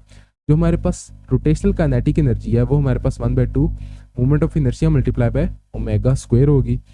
और यहाँ पे हमारे पास जो मूवमेंट ऑफ इनर्शिया वो mr स्क्वायर था, तो सिंपली mr स्क्वायर आ जाएगा। ठीक है, 1/2 वैसे का वैसे ही रहेगा, क्योंकि सिंपल वो mr स्क्वायर था, उसके साथ कोई कांस्टेंट नहीं था। ठीक है, इस केस में हमारे पास जो मूवमेंट ऑफ इनर्शिया था वो 1/2 mr स्क्वायर था, तो इसलिए ये 1/4 हो गया था। और यहाँ पे जो हमारे पास ट्रांसलेशनल काइनेटिक एनर्जी है वो 1/2 mv स्क्वायर हो जाएगी। अब हम सब की वैल्यूज़ यहाँ पे ला देंगे, ठीक है। और उसके अलावा हमने सेम वही काम यहाँ पे भी किया कि यहाँ पे ब्रैकेट में लेके इनका स्क्वायर बाहर लिख लिया हमने। ठीक हो गया। अब इन दोनों में 1/2 कॉमन है और उसके अलावा m कॉमन है, तो वो मैं बाहर कॉमन ले लूँगा और r ओमेगा को मैं v के साथ रिप्लेस कर सकता हूँ। तो ये सारे काम मैं यहाँ पे करूँगा। ठीक हो गया, हमने v स्क्वायर ले आए r ओमेगा की जगह पे। अब हम इसको थोड़ा सॉल्व करेंगे, पहले इसको थोड़ा सॉल्व कर लेते हैं। ठीक है, अब हम दोनों हमारे पास जो वेरिएबल हैं सेम है, तो हम इनके कॉन्स्टेंट्स को आपस में ऐड कर सकते हैं। तो 1/4 प्लस 1/2 हमारे पास क्या होएगा? m से कट जाएगा, क्योंकि m इन दोनों के साथ भी और यहाँ पे भी है, तो m वो कैंसिल आउट हो गया। तो 1/4 प्लस 1/2 हमारे पास किसके इक्वल आएगा? तो इन दोनों का एलसीएम ले लेंगे, 4 आएगा। 4 1s आर 4 होता है, और उस 1 को उठा के हम ऊपर वाले 1 के साथ मल्टीप्लाई कर देंगे तो 1 आ जाएगा। 2 2s आर 4 होता है, और उस 2 को उठा के हम ऊपर वाले 1 के साथ मल्टीप्लाई करेंगे तो 2 आ जाएगा। तो 1/4 प्लस 1/2 हमारे पास 3/4 के इक्वल है। तो हमारे पास यहाँ पे इक्वेशन क्या बचेगी, GH, क्योंकि m कैंसिल हो चुका है, और इन दोनों को ऐड किया तो 3/4 v²। ठीक है, m यहाँ पे भी कैंसिल हो चुका है। तो अगर हम v के लिए v² के लिए इक्वेशन को सीधा करें तो 3/4 उधर जाके उल्टा हो जाएगा, 4/3 हो जाएगा, और हमें सिंपल v चाहिए तो v हमारे पास क्या आएगा, स्क्वायर रूट ले लेंगे तो 4/3 GH होल स्क्वायर रूट के इक्वल हमारे पास v आ जाएगा। v से मुराद वेलोसिटी है, उसकी ट्रांसलेशनल वेलोसिटी। यही काम हम यहाँ पे भी करेंगे, इन दोनों को आपस में ऐड करेंगे, m से यहाँ पे कैंसिल हो जाएगा, 1/2 में ऐड होगा तो हमारे पास 1 आ जाएगा, 1 मल्टीप्लाई बाय v² करेंगे तो वो कुछ चेंज नहीं होगा, तो v² इक्वल आ जाएगा GH के इक्वल, और हमें सिंपल v चाहिए तो सिंपल v हमारे पास स्क्वायर रूट ऑफ GH के इक्वल आ जाएगा। अब अगर हम यहाँ पे देखें, हमारे पास ब्लू वाला जो वेलोसिटी है वो पड़ी है या हमारे पास ये वाली वेलोसिटी है ये पड़ी है। चूँकि हमारे पास यहाँ पे 4/3 ग्रेटर देन 1 है, और किसी भी नंबर जो ग्रेटर देन 1 हो उसका स्क्वायर रूट लो तो वो भी हमारे पास ग्रेटर देन 1 ही आता है। तो यहाँ पे हमारे पास GH के साथ एक ग्रेटर देन 1 नंबर मल्टीप्लाई हो रहा है, तो इसका मतलब है कि हमारे पास जो ये वाली वेलोसिटी है ये ग्रेटर देन दिस वेलोसिटी है, और इसी वजह से हमने ये पॉइंट भी प्रूव कर दिया कि हमारे पास जो डिस्क है वो नीचे पहले आएगी, और वो क्यों आएगी उसकी वजह ये है हमारे पास। ठीक हो गया। आगे एक एग्जांपल सोल्व कर लेते हैं। हमारे पास वो हमें एक डिस्क दे रहा है और वो कह रहा है कि slip, there is no slip condition. ठीक है, स्लिप कंडीशन से मुराद ये कि जो उसकी ट्रांसलेशनल वेलोसिटी है और जो उसकी टेंजेंशियल वेलोसिटी है वो दोनों सेम है। ठीक है, अगर मैं आपको समझाऊं, फॉर एग्जांपल ये एक डिस्क है, ये रोटेट कर रही है, अगर तो ये स्लिप कर रही है तो जो इसके इस पॉइंट पे वेलोसिटी है और जो इसकी ट्रांसलेशनल वेलोसिटी है वो डिफरेंट होंगी। लेकिन अगर स्लिप नहीं कर रही तो इसका मतलब है कि ये दोनों, यहाँ पे जो कॉन्टैक्ट वेलोसिटी है वो 0 है, तो इसका मतलब है कि मेरे पास जो ट्रांसलेशनल वेलोसिटी है और जो ऑब्जेक्ट की टेंजेंशियल वेलोसिटी है वो दोनों सेम है। ठीक है, इस केस में डाल के वो आपकी बुक में ज़्यादा आपको कंफ्यूज नहीं करता, क्योंकि आपने फ्रिक्शन और फ्रिक्शन कोएफिशिएंट के चीज़ जो टॉपिक्स हैं वो नहीं पढ़े हुए।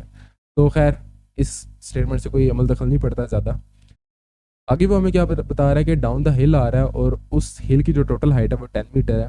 If the disc starts from rest, ठीक है, डिस्क जो है वो इनिशियली एट रेस्ट थी, और बताओ जी कि बॉटम पे आके उसकी वेलोसिटी क्या आएगी। तो हमारे पास जो टोटल हाइट है वो 10 मीटर है, और हमारे पास डिस्क का केस है, तो अगर तो हम पिछले वाले केस से डायरेक्ट फार्मूला भी उठा सकते हैं या फिर हम उसको दोबारा से ड्राइव भी कर सकते हैं। तो हम ड्राइव करना पसंद करेंगे, रट्टा से हम बेस करेंगे। तो हमारे पास पोटेंशियल एनर्जी चेंज हो रही है रोटेशनल काइनेटिक एनर्जी और ट्रांसलेशनल काइनेटिक एनर्जी में। Potential energy mgh plus 1/2 moment of inertia omega square plus 1/2 m। ये मेरे से एक छोटी सी गलती, ये final velocity minus initial velocity है। ठीक है, तो फाइनल वेलोसिटी हमारे पास 0 है और इनिशियल वेलोसिटी हमने इसको कैलकुलेट करके देनी है। तो हमारे पास जो बेसिकली दोनों में डिफरेंस आएगा वो हमारे पास हमने वही कैलकुलेट करना है, तो जो उसकी फाइनल वेलोसिटी होगी वो भी वही होगी। तो हम इस पूरे को सिंपली v² से रिप्लेस कर सकते हैं और हमने वही v² फाइंड आउट करना है। और हमारे पास चूँकि डिस्क है तो हमारे पास मोमेंट ऑफ इनर्शिया क्या आएगा 1/2 mr²। ये बेसिकली हमारे पास जो आपकी बुक में उसने 4 आपको मोमेंट ऑफ इनर्शिया दिया है वहाँ से आया। तो हमारे पास mgh 1/4 mr² omega square plus 1/2 mv² हो जाएगा। यहाँ पे मैं mm सारे कैंसिल आउट हो जाएंगे और इसकी जगह पे मैं v² लिख सकता हूँ। तो यहाँ पे हमारे पास इक्वेशन क्या बचेगी, GH is equal to 1/4 v²। ये 1/4 कैसे हुआ, 1/2 यहाँ से आया और एक 1/2 ऑलरेडी मौजूद था, तो वो दोनों मल्टीप्लाई होकर 1/4 ये आया हुआ है पहले से यहाँ पे। और हमने r² ओमेगा स्क्वायर की जगह पे v² लिख दिया 1/2 v²। तो इन दोनों को ऐड करेंगे तो हमारे पास 3/4 v² हो जाएगा GH, और 3/4 इक्वल के दूसरी तरफ जाके 4/3 हो जाएगा और उस पूरे का स्क्वायर रूट ले लेंगे तो हमारे पास v आ जाएगा। हमारे पास g की वैल्यू भी हमें पता है और हमें h भी पता है। h से मुराद हमारी जो टोटल हाइट थी वो है। तो इन दोनों की वैल्यूज़ हम सिंपली प्लग इन करेंगे और वैसे का वैसे ही आएगा। ये हमारे पास g है और ये हमारे पास h है और डिवाइड बाय हमारे पास 3 आ जाएगा। तो इसको सॉल्व करेंगे तो हमारे पास जो वेलोसिटी आएगी वो 11.4 मीटर पर सेकेंड आ जाएगी। यहाँ तक हमने जितने भी सर्कुलर मोशन को पढ़ने के लिए जितने भी टॉपिक्स थे वो सारे हमने कवर कर लिए। अब हम आगे चल के उनकी पढ़ेंगे एप्लीकेशंस। तो उनकी एप्लीकेशन में जो सबसे पहली एप्लीकेशन आती है वो आती है हमारे पास आर्टिफिशियल सैटेलाइट्स की। तो आर्टिफिशियल सैटेलाइट्स हैं क्या, आर्टिफिशियल से मुराद है कोई भी चीज़ जो कि ह्यूमन मेड हो, मैन मेड हो, नेचुरली मेड ना हो, तो उसे हम कहते हैं आर्टिफिशियल। और सैटेलाइट से मुराद है कि कोई भी ऑब्जेक्ट जो कि किसी भी प्लेनेट का चक्कर काट रहा हो। तो अर्थ के केस में हमारे लिए ऑब्जेक्ट कोई भी जो अर्थ का चक्कर काट रहा होगा वो अर्थ की सैटेलाइट होगी। तो हमारे पास एक नेचुरली अकरिंग सैटेलाइट है जिसे हम मून कहते हैं। मून बेसिकली अर्थ की एक सैटेलाइट है जो कि अर्थ के गिर्द चक्कर काटती है, ठीक है। तो वो हमारे पास चक्कर किस तरह से काटती है, और वो क्योंकि एक सर्कुलर मोशन है तो सर्कुलर मोशन को मेंटेन रखने के लिए हमारे पास कोई ना कोई सेंट्रीपिटल फोर्स होती है। तो यहाँ पे जो सेंट्रीपिटल फोर्स है वो ग्रेविटेशनल फोर्स है, और जो हमारे पास इसकी कुछ ना कुछ टेंजेंशियल वेलोसिटी होगी जिसकी वजह से ये घूम रहा है। तो इसी तरह ही अगर हम कोई आर्टिफिशियल सैटेलाइट लाएं तो उसके केस में भी यही दो चीज़ें होंगी कि हमारे पास जो सेंट्रीपिटल फोर्स के तौर पे जो फोर्स एक्ट कर रही है वो हमारे पास ग्रेविटेशनल फोर्स है, और ये ऑब्जेक्ट की कोई ना कोई टेंजेंशियल वेलोसिटी भी है। तो हमारे पास ग्रेविटेशनल फोर्स इक्वल है किसके, हमारे पास सेंट्रीपिटल फोर्स के। तो हमारे पास जो ग्रेविटेशनल फोर्स होगी वो हमारे पास g मल्टीप्लाई बाय यानी कि उसके वेट के इक्वल होगी। तो g की वैल्यू यहाँ पे 9.8 नहीं होगी। स्पेस में जितना ज़्यादा हम अर्थ से दूर जाते जाते हैं हमारे पास g की वैल्यू कम होती जाती है, तो हम इस g को फिलहाल सिंपल g ही रखेंगे। तो g मल्टीप्लाई बाय m यानी कि weight at that point in space is equals to centripetal acceleration multiply by the mass. अब यहाँ पे मैस से कैंसिल हो जाएगा और हमारे पास जो g है वो सेंट्रीपिटल एक्सेलरेशन के इक्वल आ जाएगी। टू कीप दैट ऑब्जेक्ट जो भी हमारी आर्टिफिशियल सैटेलाइट है उसको इन अ सर्कुलर पाथ रखने के लिए। अब यहाँ पे हमारे पास जो सेंट्रीपिटल एक्सेलरेशन है वो हमारे पास क्या होती है, v² डिवाइड बाय r। तो हमारे पास r, यहाँ से r से मुराद सेंटर ऑफ द अर्थ से लेके उस सैटेलाइट जहाँ पे है वहाँ तक का डिस्टेंस r है, ना कि from the surface to the satellite, from the centre to the satellite की यहाँ पे r की बात हो रही है। तो हमारे पास g जो है वो v² डिवाइड बाय r हो जाएगा। तो अगर तो हम v के लिए इस इक्वेशन को सीधा करें तो v हमारे पास क्या हो जाएगा, square root of G R. Square root क्यों आया, इस स्क्वायर को खत्म करने के लिए, और ये r बेसिकली यहाँ पे जाके मल्टीप्लाई होगा तो जी आर वहाँ से आ गया, तो जी आर स्क्वायर रूट में आ जाएगा। तो हमारे पास वेलोसिटी क्या आ जाएगी, square root of G R. तो हम इस ऑब्जेक्ट, कोई भी ऑब्जेक्ट अगर तो हमें उसका distance from the centre of the अर्थ पता है तो हम उसकी टेंजेंशियल वेलोसिटी बता सकते हैं, अगर तो वो एक सैटेलाइट है और वो कॉन्टीन्यूसली एक सर्कुलर पाथ में मौजूद है। अब आपकी बुक में वो आपको एक मज़े का केस डिस्कस करता है। केस क्या डिस्कस करता है, फॉर एग्जांपल हमारे पास एक तोप है, ठीक है, और इस तोप से हम एक प्रोजेक्टाइल थ्रो करते हैं, लेकिन एक कंडीशन है। कंडीशन ये है कि नो एयर फ्रिक्शन, ठीक है, ये हमारे पास एक कंडीशन है। तो अगर तो हमारे पास एयर फ्रिक्शन ना हो और हम एक प्रोजेक्टाइल को थ्रो करें तो वो हमारे पास कुछ इस तरह का कर्व पाथ शो करेगा, हम at the surface of the earth मौजूद है। मजीद वेलोसिटी के साथ थ्रो करेंगे तो कुछ इस तरह का कर्व आएगा हमें। मजीद वेलोसिटी के साथ थ्रो करेंगे तो हमारे पास मजीद रेंज बढ़ जाएगी। मजीद हमने वेलोसिटी बढ़ाई तो हमारे पास ये सिनेरियो आ जाएगा। मजीद हमने थोड़ी सी इसकी वेलोसिटी बढ़ाई तो ये सिनेरियो आ जाएगा। और एक पॉइंट रीच होगा कि अगर हम इसकी वेलोसिटी बढ़ाएं तो ये ऑब्जेक्ट या ये प्रोजेक्टाइल अर्थ के गिर्द चक्कर काटना शुरू हो जाएगा। तो उस केस में हम इस ऑब्जेक्ट को भी कहेंगे कि ये भी ऑब्जेक्ट क्या बन गया, एक आर्टिफिशियल सैटेलाइट बन गया। तो जो हमारे पास सैटेलाइट्स हैं वो भी बेसिकली इसी प्रिंसिपल पे काम कर रही होती हैं। तो फॉर एग्जांपल अगर तो हम at the surface of the earth मौजूद है और there is no air friction, तो आर की वैल्यू हमारे पास क्या होगी, रेडियस ऑफ द अर्थ के इक्वल हो जाएगी, जो कि कैपिटल आर से जिसे हम लिखते हैं, जिसकी वैल्यू हमारे पास क्या है 6400 किलोमीटर्स, ठीक हो गया। तो अगर हम आर की जगह पे और जी की वैल्यू एट द सरफेस हमारे पास 9.8 होती है और आर की वैल्यू 6400 किलोमीटर्स है, तो अगर हम इस केस में रेडियस कह रहा हूँ, वेलोसिटी अगर कैलकुलेट करें तो हमारे पास जो वेलोसिटी आएगी वो क्या आएगी 7.6 किलोमीटर पर सेकेंड। यानी कि अगर हम किसी ऑब्जेक्ट को इस वेलोसिटी के साथ सीधा थ्रो करें तो वो भी ऑब्जेक्ट अर्थ का पूरा एक चक्कर काटने की सलाहियत रखता है। लेकिन कंडीशन क्या है, there is no air friction. तो एक्चुअल केस में तो एयर फ्रिक्शन होती है, इसलिए सैटेलाइट जो है वो एटमॉस्फेयर से बाहर जो है वो ऑर्बिट कर रही होती हैं ताकि एयर फ्रिक्शन ना हो, तो इसलिए वो कॉन्टीन्यूसली ऑर्बिट कर रही होती हैं। तो एक हाइपोथेटिकल केस था कि अगर तो on the surface of the अर्थ हमने किसी ऑब्जेक्ट को सैटेलाइट बनाना हो तो हमें उसको किस वेलोसिटी के साथ थ्रो करना पड़ेगा, तो वो वेलोसिटी क्या है 7.6 किलोमीटर पर सेकेंड। तो फॉर एग्जाम्पल हमारे पास ये वेलोसिटी आ गई, तो क्या हम ये कैलकुलेट कर सकते हैं कि इस ऑब्जेक्ट को पूरा चक्कर काटने में टाइम कितना लगेगा, तो वो भी हम कैलकुलेट कर सकते हैं। टोटल टाइम हमारे पास क्या होता है, डिस्टेंस डिवाइड बाय वेलोसिटी, ठीक है। बेसिकली हमने वेलोसिटी की इक्वेशन को रीअरेंज किया है, वेलोसिटी हमारे पास डिस्टेंस डिवाइड बाय टाइम होता है, तो टाइम हमारे पास क्या होगा डिस्टेंस डिवाइड बाय वेलोसिटी। हमारे पास डिस्टेंस टोटल हमें पता है 2πr होता है, ठीक है। और यहाँ पे कैपिटल यानी कि अर्थ का टोटल ये जो डिस्टेंस कवर अप करेगा वो डिस्टेंस, और वेलोसिटी हमारे पास 7.6 किलोमीटर पर सेकेंड है। तो जो हमारे पास टाइम आएगा वो हमारे पास 5060 सेकेंड्स या फिर 84 मिनट्स ये ऑब्जेक्ट लेगा इस पूरे डिस्टेंस को कवर करने में। यहाँ पे एक और मज़े की चीज़, ये वेलोसिटी दो चीज़ों पे डिपेंड कर रही है, वैल्यू ऑफ जी और दूसरा है हमारे पास distance from the centre of the earth. तो इररिस्पेक्टिव ऑफ मैस, ये चीज़ मैस पे डिपेंड नहीं कर रही कि उसको कितनी वेलोसिटी चाहिए to become an artificial satellite. इस चीज़ का ध्यान रखना। एक और चीज़ अगर मैं आपको यहाँ पे एक एग्जांपल देके समझाऊं,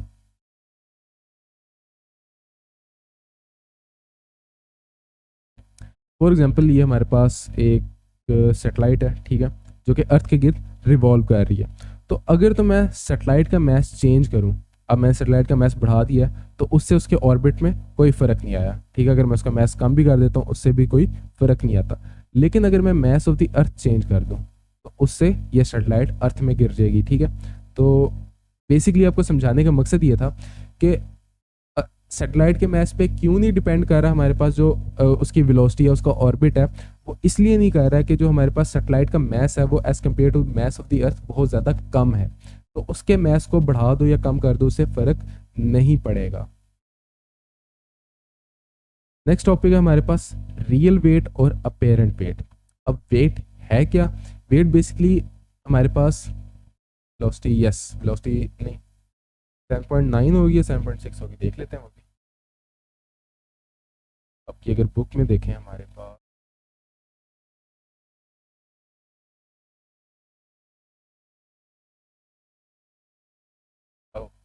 मैंने गलती की, मैंने 7.6 लिखा है शायद उसको, तो हाँ 7.9 होगा। 7.6 अगर मैंने लिखा हुआ है तो वो नहीं होगा, देख लेते हैं क्या लिखा है।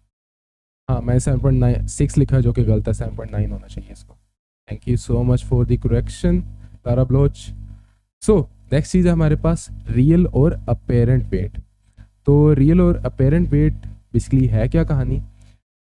रियल और अपेरेंट वेट से ये मुराद है कि वेट जो है हमारे पास, अगर फॉर एग्जांपल मैं अपने वेट की बात करूं, अगर मैं खड़ा हूं तो वेट से मुराद ये है कि जो नॉर्मल फोर्स ग्राउंड लगा रहा है मेरे पे वो मेरा वेट है। वेट बेसिकली एक फोर्स का नाम है। तो हम इस केस में ये पढ़ेंगे कि वेट चेंज होता है, अगर चेंज होता है तो वो किस तरह से चेंज होता है, वो किन चीज़ों पे डिपेंड करता है। तो रियल वेट से मुराद ये है कि जो हम पे टेंजेंशियल नॉर्मल एक्सेलरेशन लग रही है वो हमारे पास उसकी जो वैल्यू है, अगर तो वो 9.8 है तो हमारे पास जो वेट है हमारा वो रियल वेट है। और अगर हमारे पास 80 है क्या, वो भी मैं आपको समझाता हूँ। अगर तो 80 9.8 के इक्वल नहीं है तो हमारा वेट चेंज होके अपेरेंट वेट बन गया। अब ये चीज़ समझने के लिए आपको एक एग्जांपल देता हूँ। फॉर एग्जांपल एक बंदा जो कि एक लिफ्ट में खड़ा है। अब इस लिफ्ट में इसका जो वेट है वो बेसिकली इस पर एक नॉर्मल फोर्स लग रही है जो कि इक्वल है इसके मैस मल्टीप्लाई बाय 80 बेसिकली इसका जो भी होगा वो भी हम देखते हैं 80 है क्या। तो जो भी इस पर नॉर्मल फोर्स, इसका जो वेट होगा वो मैस मल्टीप्लाई बाय 80 के इक्वल होगा।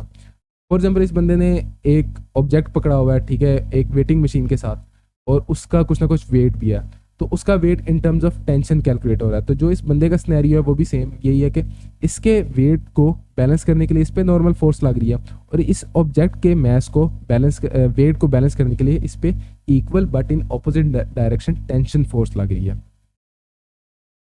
तो अगर तो हमारा सिस्टम, ये जो पूरा सिस्टम है, अगर तो इसकी एक्सेलरेशन 0 है, एक्सेलरेशन 0 से मुराद ये है कि ये एक्सेलरेट नहीं कर रहा, बेशक ये मूव कर रहा है वेलोसिटी v के साथ, लेकिन इसकी वेलोसिटी कांस्टेंट है, वो चेंज नहीं हो रही, यानी कि एक्सेलरेशन 0 है।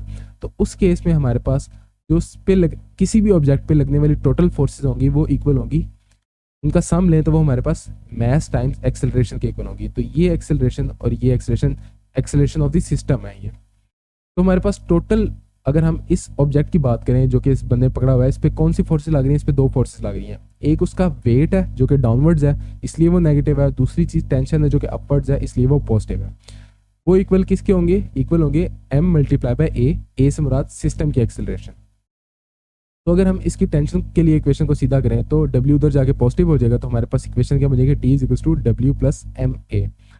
अब यहाँ पे w हमारे पास क्या है? मैस टाइम्स ग्रेविटेशनल एक्सेलरेशन यानी कि mg प्लस ma।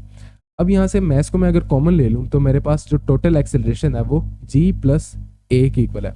तो जो ये हमारे पास वैल्यू है इसको हम AT यानी कि टोटल एक्सेलरेशन कह रहे हैं। तो अगर तो टोटल एक्सेलरेशन हमारे पास 9.8 के इक्वल है तो रियल वेट है, अगर तो 9.8 से हट के कुछ और है तो हमारे पास अपेरेंट वेट है, यानी कि वेट में कुछ ना कुछ चेंज हुआ है।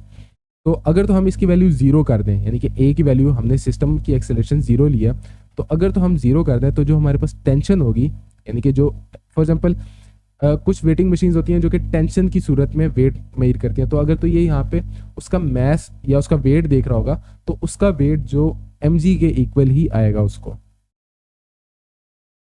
तो उस केस में हमारा जो एक्चुअल वेट और जो हमारा अपेरेंट वेट होगा वो सेम होंगे। लेकिन अगर एक ऑब्जेक्ट अपवर्ड्स एक्सेलरेट कर रहा है, यानी कि उसकी एक्सेलरेशन पॉजिटिव है, तो उस केस में हमारे पास क्या होगा? उस केस में हमारे पास, चूंकि इस इक्वेशन में यहाँ तक हमने A की वैल्यू प्लग इन नहीं थी करी, तो हमारे पास एक्सेलरेशन जो मर्जी हो, हमारे पास जो ऊपर से लेके यहाँ तक सिनेरियो वो सेम होगा। इसके बाद हमने A की वैल्यू 0 पुट की थी, तो ये है, तो यहाँ तक तमाम तर केसेस में सिनेरियो सेम होगा। तो यहाँ पे इस केस में, इस इक्वेशन में हम G की वैल्यू अगर पॉजिटिव पुट कर दें, यानी कि T is equal to M G plus A हो जाए हमारे पास, तो इस केस में हमारे पास जो टेंशन है वो क्या होगी? ग्रेटर देन दी वेट होगी। ये हमारे पास वेट है W, और हमारे पास जो टोटल टेंशन होगी वो ग्रेटर देन दी वेट होगी।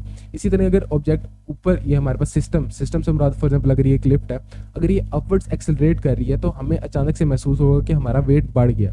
तो वो वेट, हमारा मैस नहीं बढ़ा, बेसिकली हम पे जो लगने वाली नॉर्मल फोर्स है वो बढ़ गई है। इसी तरह इस ऑब्जेक्ट के लिए वो टेंशन बढ़ गई, हमारे लिए वो नॉर्मल फोर्स बढ़ गई है। और इसी तरह अगर हमारे पास जो एक्सेलरेशन है वो नेगेटिव हो, नेगेटिव से मुराद, अच्छा एक्सेलरेशन से मुराद हरगिज़ नहीं कि वो ऑब्जेक्ट अपवर्ड्स ही मूव कर रहा है, या अगर एक्सेलरेशन अपवर्ड्स है तो वो अपवर्ड्स मूव कर रहा है, अगर डाउनवर्ड्स है तो वो डाउनवर्ड्स मूव कर रहा है। फॉर एग्जांपल अगर एक्सेलरेशन डाउनवर्ड्स है यानी कि नेगेटिव है, तो इसका ये भी मतलब हो सकता है कि ऑब्जेक्ट अपवर्ड्स मूव कर रहा है लेकिन इसकी वेलोसिटी कम हो रही है, ठीक है। और ये अगर ऑब्जेक्ट नीचे की तरफ मूव कर रहा है तो इसकी वेलोसिटी बढ़ रही है। तो डाउनवर्ड्स एक्सेलरेशन का हरगिज़ ये मतलब नहीं कि ऑब्जेक्ट लाजिम है कि ये नीचे ही जा रहा है, ठीक है। एनीवे हमारे पास अगर तो सिस्टम की एक्सेलरेशन नेगेटिव हो तो उस केस में हमारे पास इस इक्वेशन में जो A है वो नेगेटिव होगा, तो उस केस में G माइनस A हो जाएगा, और हमारे पास जो टेंशन है वो mg माइनस ma के इक्वल आ जाएगी। अब यहाँ पे हम ये देख सकते हैं कि जो टेंशन है वो टोटल वेट से कम है, टोटल वेट हमारे पास mg है तो उससे कम है। तो इसका क्या मतलब है कि जो हमारे पास यहाँ पे वेट की रीडिंग आ रही होगी वो उसके एक्चुअल वेट से कम आएगी। इसी तरह जो हम पे नॉर्मल फोर्स लग रही है वो भी हमारे नॉर्मल जो वेट है उससे कम आएगी। तो अगर तो हमारा सिस्टम नेगेटिव डायरेक्शन में एक्सेलरेट कर रहा है। फिर एक और मजे का सिनेरियो बताता हूँ, अगर तो हमारी सिस्टम की एक्सेलरेशन नेगेटिव है और उसकी वैल्यू एग्जैक्ट 9.8 के इक्वल है, तो उस केस में हमारे पास क्या होगा? यानी कि ये हमारे पास acceleration is equal to negative G के इक्वल है, तो हमारे पास जी वैसे के वैसे ही ए की जगह पे नेगेटिव जी आ जाएगा, तो ये दोनों आपस में कैंसल आउट हो जाएंगे, तो टेंशन हमारे पास क्या आ जाएगी? 0 के इक्वल। तो इसका क्या मतलब है? इसका ये मतलब है कि जो उसका वेट, जो अपेरेंट वेट हमें नज़र आ रहा है वो 0 है। इसी तरह ही जो हम पे नॉर्मल फोर्स लग रही है वो भी 0 है। और इसको अगर हम फिजिकल पर्सपेक्टिव में देखें तो इसका ये मतलब है कि जो भी तार से हमारी लिफ्ट कनेक्टेड थी वो टूट गई है, तो हमारा जो ऑब्जेक्ट है वो फ्री फॉल कर रहा है। तो उस केस में हमारा जो सिस्टम है, जो लिफ्ट है, वो थोड़ी देर के लिए हमें यूँ महसूस होगा कि जिस तरह से एक सैटेलाइट बन गया, और हम जिस तरह एस्ट्रोनॉट्स जो एक सैटेलाइट में फ्लोट कर रहे होते हैं, हम भी थोड़ी देर के लिए फ्लोट करेंगे, अनलेस ये जो हमारी जो हमारा लिफ्ट है ये ग्राउंड के साथ इम्पैक्ट ना करे, और उस केस में मौत वाक़या हो जाएगी हमारी। एक और केस भी हमारे पास, एक और हम केस ये ले सकते हैं कि अगर हमारे जी की वैल्यू यानी कि एक्सेलरेशन की वैल्यू डाउनवर्ड्स हो यानी कि नेगेटिव हो और वो 2g के इक्वल हो, तो उस केस में हमारे पास क्या होगा? उस केस में हमारे पास अगर हम एक मैथमेटिकली देखें तो हमारे पास mg माइनस 2g हो जाएगा, और जब हम इसको सॉल्व करेंगे तो tension is equals to negative mg की इक्वल हो जाएगी। तो इसका फिजिकली क्या मतलब है? इसका फिजिकली ये मतलब है कि हम सर के बल छत पे जा लगेंगे, ठीक है, और हम पे जो नॉर्मल फोर्स लग रही होगी वो in the direction of the G लग रही होगी, और जो हमारा टेंशन यानी कि वेट और हमारी जो टेंशन है उनकी भी डायरेक्शन सेम हो जाएगी, और जो हमारा वेट है उसकी डायरेक्शन और हम पे लगने वाली नॉर्मल डायरेक्शन उसकी भी डायरेक्शन, दोनों की डायरेक्शन नेगेटिव हो चुकी है। तो अगर तो हमारे सिस्टम की एक्सेलरेशन क्या हो जाती है? Negative 2g। अब आगे चल के वो इसी टॉपिक को मजीद कैरी ऑन करता है और वो बताता है जी weightlessness in satellite and gravity free system.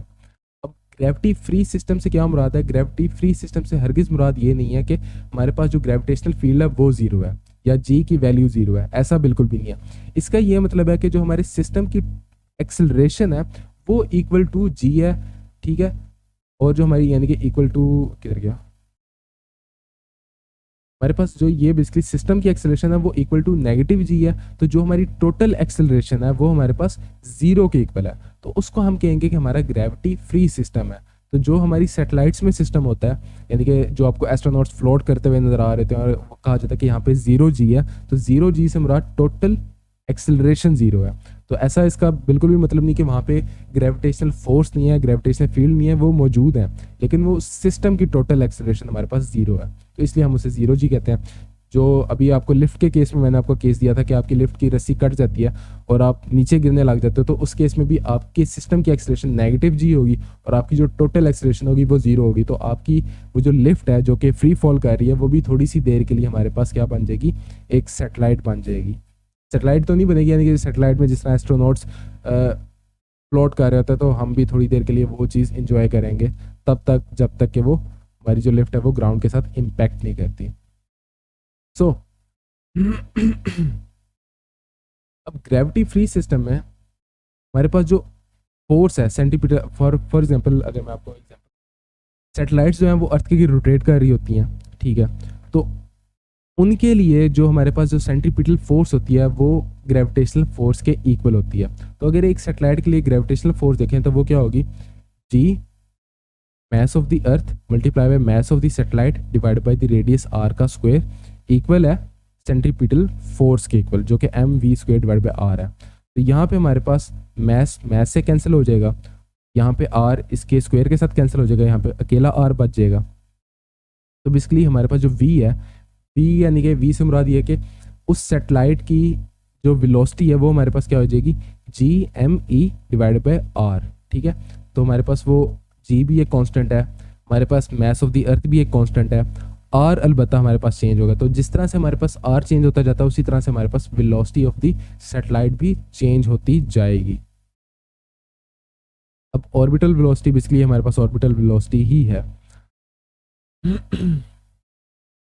एक न्यूमेरिकल भी सॉल्व कर लेते हैं इसी को लेके। न्यूमेरिकल क्या है, an earth satellite is in circular orbit at a distance, ठीक हो गया, उसने हमें डिस्टेंस दिया हुआ है फ्रॉम दी अर्थ सरफेस, ठीक है, ये सेंटर ऑफ द अर्थ से उसने हमें डिस्टेंस दिया है, उसने हमें बताया सरफेस ऑफ द अर्थ से इतने डिस्टेंस पे एक सैटेलाइट जो है वो ऑर्बिट कर रहा है around the earth. What is the period of one revolution in days, तो वो कह रहा है कि वो सैटेलाइट एक दिन में या एक चक्कर कितने दिन में कवर अप करेगा। आगे उसने हमें मजीद डाटा दिया हुआ है कि मैस का जो अर्थ ऑफ द मैस है वो 6 मल्टीप्लाई 10⁻24 kg है, रेडियस ऑफ द अर्थ हमारे पास 64 किलोमीटर दिया हुआ है। ये दोनों वैसे आपको पता होने चाहिए, ठीक है, अक्सर वो आपको इन कॉन्स्टेंट्स की वैल्यू नहीं भी देता, तो यहाँ पे खैर उसने दी हुई है हमें। तो हमारे पास सिनेरियो क्या है कि हमारे पास जो सेंट्रीपिटल फोर्स है वो ग्रेविटेशनल फोर्स के इक्वल है, तो यहाँ से अगर हम एम से कैंसिल हो जाएगा, ये हमारे पास यहाँ से कैंसिल हो गया, तो हमारे पास जो ऑर्बिटल वेलोसिटी वाली इक्वेशन बेसिकली दोबारा से हमने ड्राइव किया। ये हमने दोबारा से डिराइव क्यों किया, हमने निकालना क्या है, हमने निकालना है कि वो एक चक्कर कितने दिन में यानी कि कितने टाइम में काटेगा, तो उसके लिए हमें उसकी वेलोसिटी पता होनी चाहिए। तो अगर तो हम उसकी वेलोसिटी कैलकुलेट करें, ठीक है, अब उसकी वेलोसिटी क्यों पता होनी चाहिए वो भी मैं आपको बताता हूँ। तो अगर हम उसकी वेलोसिटी कैलकुलेट करें तो उसकी वेलोसिटी हमारे पास क्या आएगी वो भी देख लेते हैं।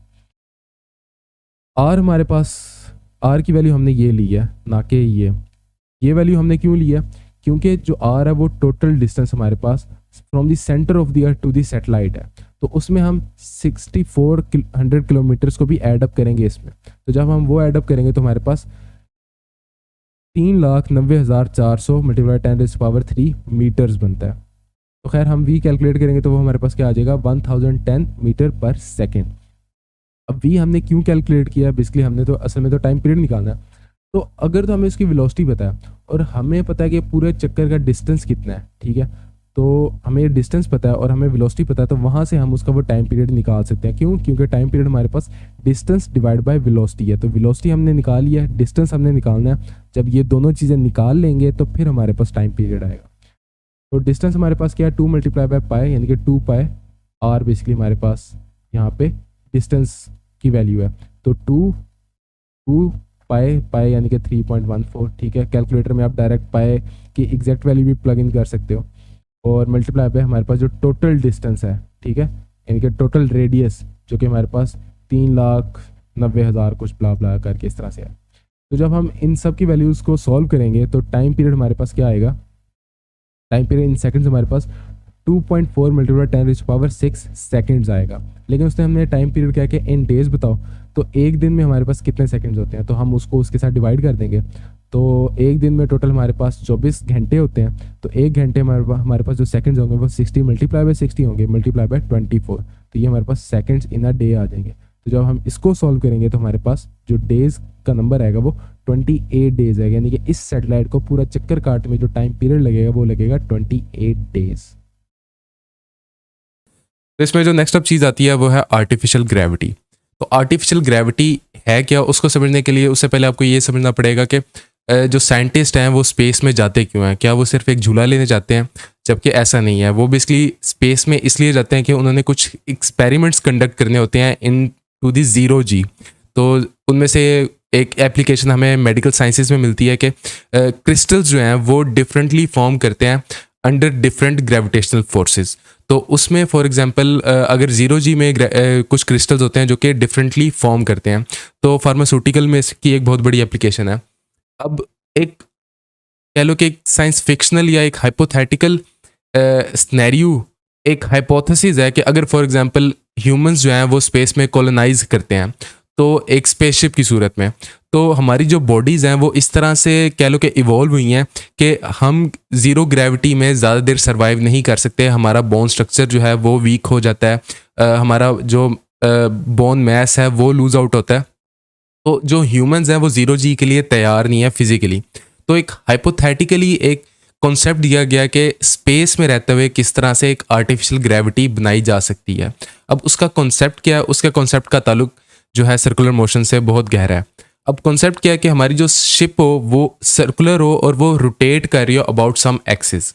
तो उस केस में फॉर एग्जांपल अगर हमारा ये बंदा है, ठीक है, हम उस स्पेसशिप में है जो कि रोटेट कर रही है और हम ये मौजूद है, तो अगर तो स्पेसशिप रोटेट कर रही है तो हम भी इसके साथ रोटेट कर रहे हैं। और जैसा कि आपको पता है कि रोटेशन के साथ हमेशा सेंट्रीपिटल फोर्स जो है वो लिंक्ड होती है। अगर हमें कहीं पे भी सर्कुलर मोशन मिलेगा तो उसके साथ हमें सेंट्रीपिटल फोर्स कहीं ना कहीं मिलेगी। तो सेंट्रीपिटल फोर्स बेसिकली वो फोर्स होती है जो कि ऑब्जेक्ट लगा रहा होता है, और उसके रिएक्शन में जो फोर्स होती है उसे कहते हैं हम सेंट्रीफ्यूगल फोर्स। तो फॉर एग्जांपल अगर ये बंदा खड़ा और ये हमारी जो शिप है वो रोटेट कर रही है, तो ग्राउंड जो है वो इस पर एक फोर्स लगा रहा होगा जो कि नॉर्मल टू दी सरफेस होगी, और यही हमारी सेंट्रीपिटल फोर्स होगी। तो यहाँ पे जो ग्रेविटेशनल आर्टिफिशियल ग्रेविटी जिसको कहा जा रहा है या आर्टिफिशियल ग्रेविटेशनल फोर्स कहा जा रहा है, वो बेसिकली दर हकीकत कोई ग्रेविटेशनल फोर्स नहीं है, वो असल में सेंट्रीपिटल फोर्स है जो कि बज़ाहिर यहाँ पे हमें as a gravitational force act कर रही है। तो ये एक हाइपोथेटिकल सिनेरियो है, हम इसको चल के देखते हैं कि किस तरह से किन वेरिएबल्स पे ये डिपेंड करती है और हम इसको किस तरह से वेरी कर सकते हैं। तो अब हमारे इस केस में फॉर एग्जांपल अगर हमारी ये शिप रोटेट कर रही है तो कुछ ना कुछ एक्सेलरेशन होगी, सेंट्रीपिटल एक्सेलरेशन जिसे हम कहते हैं। तो सेंट्रीपिटल एक्सेलरेशन हमारे पास क्या होती है, r टाइम्स ओमेगा स्क्वायर, या फिर हमारे पास v square divide by r भी होती है, ठीक है। तो r टाइम्स ओमेगा स्क्वायर हमारे पास क्या है, सेंट्रीपिटल एक्सेलरेशन। अब ओमेगा को हम क्या लिख सकते हैं, ओमेगा को हम 2πf लिख सकते हैं, ठीक है। ओमेगा बेसिकली उसकी रोटेटिंग एंगुलर वेलोसिटी है, ठीक है। तो एंगुलर वेलोसिटी अगर तो हमें इसकी एंगुलर वेलोसिटी इन सेकंड्स दी गई होगी, ये इतने रेवोल्यूशंस पर सेकंड कर रहा है, तो वो इसकी फ्रीक्वेंसी होगी। और अगर हम उसको 2π के साथ मल्टीप्लाई कर दें तो हमारे पास जो है angular frequency in radians per second आ जाती है, कि अगर हम उसे फ्रीक्वेंसी से रेडियंस पर सेकंड में कन्वर्ट कर रहे हैं तो हम एंगुलर फ्रीक्वेंसी को लिख सकते हैं 2πf। तो हमारे पास जो इक्वेशन बनेगी वो क्या बनेगी, r बेसिकली हमने इस स्मॉल r को कैपिटल R लिख दिया और ये r बेसिकली इस शिप का रेडियस है हमारे पास, ठीक है, टाइम्स 2πf इस पूरे का स्क्वायर। अब उसके बाद अगर तो हम स्क्वायर एक्सपेंड कर दें, इस स्क्वायर को अंदर ले जाएं, तो f के साथ भी स्क्वायर आ जाएगा, पाई के साथ भी स्क्वायर आ जाएगा, और 2 जो है वो 4 हो जाएगा, और r वैसे का वैसे ही रहेगा। अब हम बेसिकली इसका रिलेशन डेवलप करना चाह रहे हैं with the frequency of the rotation के साथ। तो हम क्या करेंगे, फ्रीक्वेंसी एफ स्क्वायर को एक ही साइड पे रखेंगे, बाकी सबको इक्वल के दूसरी तरफ ले जाएंगे। तो 4 भी यहाँ पे आके डिवाइड हो जाएगा, आर भी यहाँ पे आके डिवाइड हो जाएगा, और पाई स्क्वायर भी यहाँ पे आके AC के साथ डिवाइड हो जाएगा। तो हमारे पास ये इक्वेशन बन जाएगी। अब इसके बाद अगर हम फ्रीक्वेंसी के लिए इस इक्वेशन को सीधा करें तो हमें बेसिकली स्क्वायर रूट लेना पड़ेगा स्क्वायर ख़त्म करने के लिए। तो जब हम स्क्वायर रूट लेंगे तो 4 का स्क्वायर रूट 2 आएगा, पाई स्क्वायर का स्क्वायर रूट पाई आएगा, तो 2 पाई 1/2 यानी कि वो वैसे के वैसे ही आ जाएगा, और स्क्वायर रूट में हमारे पास AC डिवाइड बाय R आ जाएगा। तो हमारे पास जो फ्रीक्वेंसी के साथ रिलेशनशिप बन रहा है एंगुलर एक्सेलरेशन का और रेडियस का, वो हमारे पास ये बन रहा है। तो फॉर एग्जांपल अगर हमें AC की वैल्यू इक्वल टू G चाहिए हो, तो अगर हम इसकी वैल्यू G के इक्वल पुट कर देंगे तो हमारे पास जो इक्वेशन बनेगी वो क्या बनेगी, जो फ्रीक्वेंसी की रिलेशनशिप बनेगा विद द रेडियस, वो हमारे पास क्या बनेगा 1/2 pi square root of G divide by R। अच्छा, अब आपको एक और मजे की एप्लीकेशन आर्टिफिशियल ग्रेविटी की, ये तो एक हाइपोथेटिकल सिनेरियो है, ऐसी कोई शिप एग्जिस्ट नहीं करती, क्योंकि इतनी बड़ी शिप को बनाना फिलहाल पॉसिबल नहीं है कि इतना ज़्यादा मटेरियल इनटू द स्पेस लेके जाया जाए। लेकिन इसकी हमें एक फिजिकल एक एक्चुअल एप्लीकेशन भी स्पेस में मिलती है। वो क्या है कि क्रिस्टल्स को फॉर एग्जांपल वो स्पेस में लेके गए हैं, वो कुछ देर के लिए उस क्रिस्टल को इनटू द 0G फॉर्म करना चाह रहे हैं, उसके बाद वो हाफ G के इक्वल देखना चाह रहे हैं कि हाफ G में क्रिस्टल किस तरह से फॉर्म करता है। तो उनके पास एक ओवन नुमा एक छोटी सी एक डिवाइस होती है जो कि रोटेट कर रही होती है, तो उसमें एग्जैक्ट यही प्रिंसिपल होता है, लेकिन बंदे की जगह पे वहाँ पे हमारे पास क्रिस्टल्स होते हैं। तो एक छोटी फॉर्म में ये डिवाइस बनाई जा सकती है, लेकिन एक बड़ी शिप का कॉन्सेप्ट है, लेकिन वो एक्चुअली फिलहाल बनाना फिजिबल नहीं है। उसके अलावा अगर आपने एक मूवी देखी हो जिसका नाम था इंटरस्टेलर, तो इंटरस्टेलर बहुत अच्छी मूवी, अगर आपने नहीं देखी तो मैं आपको हाईली रिकमेंड करूंगा। तो उसमें जो उसका एंड सीन होता है, उसमें अगर आपने देखा होगा कि वो अपने हॉस्पिटल से बाहर देखता है तो उसे ऊपर आसमान की तरफ देखता है, तो उसे वहाँ पे भी कॉलोनी नजर आती है, यानी कि इस तरह राउंड शेप में उनकी जो भी कॉलोनी या जो भी उन्होंने एक प्लेनेट बनाया था वो होता है। तो वो असल में एक शिप होती है और वो बेसिकली यही शिप थी। और वहाँ पे अगर ग्रेविटेशनल फोर्स बज़ाहिर लग रहा है कि हर कोई फ्लोट नहीं कर रहा है, तो वहाँ पे जो ग्रेविटेशनल फोर्स के तौर पे फोर्स मौजूद है वो असल में सेंट्रीपिटल फोर्स होती है। Nice you to name it after me. What? Well, the station isn't named after you, sir. It's named after your daughter. Although she's always maintained. उसके बाद नेक्स्ट टॉपिक हमारे पास आता है जियो स्टेशनरी ऑर्बिट्स या जियो stationery satellites हम इन्हें कह सकते हैं। तो जो बेसिकली हमारे पास गालबन हमारी जो GPS सैटेलाइट्स होती हैं वो हमारे पास जियो स्टेशनरी सैटेलाइट्स होती हैं। अब जियो स्टेशनरी सैटेलाइट्स हैं क्या? जियो स्टेशनरी सैटेलाइट वो सैटेलाइट है जो कि फॉर एग्जांपल पाकिस्तान के ऊपर अगर एक सैटेलाइट है तो पूरा दिन जब तक उसका लाइफ टाइम है स्पेस में वो पाकिस्तान के एग्जैक्ट ऊपर रहे, वो उससे आगे पीछे ना जाए। फॉर एग्जांपल जो इंटरनेशनल स्पेस स्टेशन है वो जियो स्टेशनरी सैटेलाइट नहीं है, वो मूव कर रहा होता है। लेकिन जियो स्टेशनरी सैटेलाइट्स हमारे पास क्या होती हैं, ऐसी सैटेलाइट्स जो कि with respect to the earth stationary हो। तो अब वो किस तरह की सैटेलाइट्स होती हैं, तो अब अर्थ चूंकि रोटेट कर रही है तो हमारे पास जो जियो स्टेशनरी सैटेलाइट्स हैं इनकी भी जो हमारे पास कह लो कि एंगुलर वेलोसिटी है वो अर्थ के स्पिन के इक्वल होनी चाहिए। तो अगर हम इनकी टेंजेंशियल वेलोसिटी देखें तो वो हमारे पास क्या होती है, square root of GM divide by R। ये रिलेशन हम पहले ऑर्बिटल वेलोसिटी के केस में देख चुके हैं, वहाँ से हमने लिया ये रिलेशन। और ये हमारे पास R है, R basically centre of the अर्थ से लेके उस जो हमारी सैटेलाइट है उस तक का डिस्टेंस है। तो हमारे पास जो वेलोसिटी है उसका रिलेशन क्या है, square root of GM over R। अब जो वेलोसिटी है वो सिर्फ और सिर्फ एक चीज़ पे डिपेंड कर रही है जो कि वेरिएबल है, वो है हमारे पास ऑर्बिट, ठीक है, यानी कि distance from the centre of the अर्थ। जो M है यहाँ पे, ये कैपिटल M से मुराद मैस ऑफ द अर्थ है और G से मुराद हमारे पास ग्रेविटेशनल कांस्टेंट है। ये भी एक कांस्टेंट है, इसकी वैल्यू फ्लक्चुएट नहीं करती। तो खैर हम वेलोसिटी को लिख सकते हैं 2 पाई R डिवाइड बाय T, यानी कि 2 पाई से मुराद उसका पूरा डिस्टेंस जो उसने कवर अप किया, पूरा इस जो इसके ऑर्बिट का डिस्टेंस है, डिवाइड बाय टोटल टाइम जो कि उसको लग रहा है वो ऑर्बिट कवर अप करने में। तो हम वेलोसिटी को total distance divide by total time लिख सकते हैं और हमारे पास बाकी इक्वेशन वैसी की वैसी आ जाएगी। अब जैसा कि मैंने आपको बताया कि ये सैटेलाइट अपना पूरा चक्कर अर्थ के साथ साथ काटेगी, यानी कि अर्थ को पूरा एक रेवोल्यूशन कंप्लीट करने में 24 आवर्स लगते हैं। तो इसका मतलब है कि इस सैटेलाइट को भी पूरा एक रेवोल्यूशन कवर करने में कितना टाइम लगेगा, 24 आवर्स। तो हमारे पास T की वैल्यू है वो हम प्लग इन कर देंगे। उससे पहले हम इक्वेशन को थोड़ा सिंप्लीफाई कर लेते हैं। बेसिकली हम R की वैल्यू निकालना चाह रहे हैं। यहाँ पे हमारे पास R अननोन है, ठीक है, ये R और ये R ये दोनों आपस में सिंप्लीफाई हो जाएंगे। T की वैल्यू हमें पता है, पाई की वैल्यू पता है, सब की वैल्यूज पता है। तो हम R के लिए इक्वेशन को बेसिकली सीधा करना चाह रहे हैं। यहाँ पे हमारा टारगेट ये है। तो सबसे पहले तो हमने स्क्वायर रूट खत्म करना है यहाँ पे, तो उसके लिए हम पूरी इक्वेशन को का स्क्वायर ले लेंगे।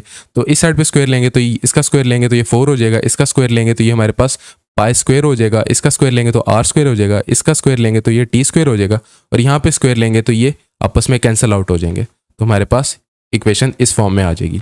अब इसके बाद हम इस इक्वेशन को r एक साइड पे हम रख लेंगे, बाकी जितने भी हमारे पास वेरिएबल्स या कांस्टेंट कह लो उन्हें इक्वल के दूसरी तरफ ले जाएंगे। तो हमारे पास जो फॉर्म बनेगी r बेसिकली यहाँ पे आके इसके साथ मल्टीप्लाई हो जाएगा, क्योंकि यहाँ पे डिवाइड हो रहा है तो r क्यूब हो जाएगा, और 4 यहाँ पे मल्टीप्लाई हो रहा है तो यहाँ पे आके डिवाइड हो जाएगा, पाई स्क्वायर भी यहाँ पे आके डिवाइड हो जाएगा, और टी स्क्वायर यहाँ पे आके मल्टीप्लाई हो जाएगा। तो यही इक्वेशन हमारे पास यहाँ पे बन गई।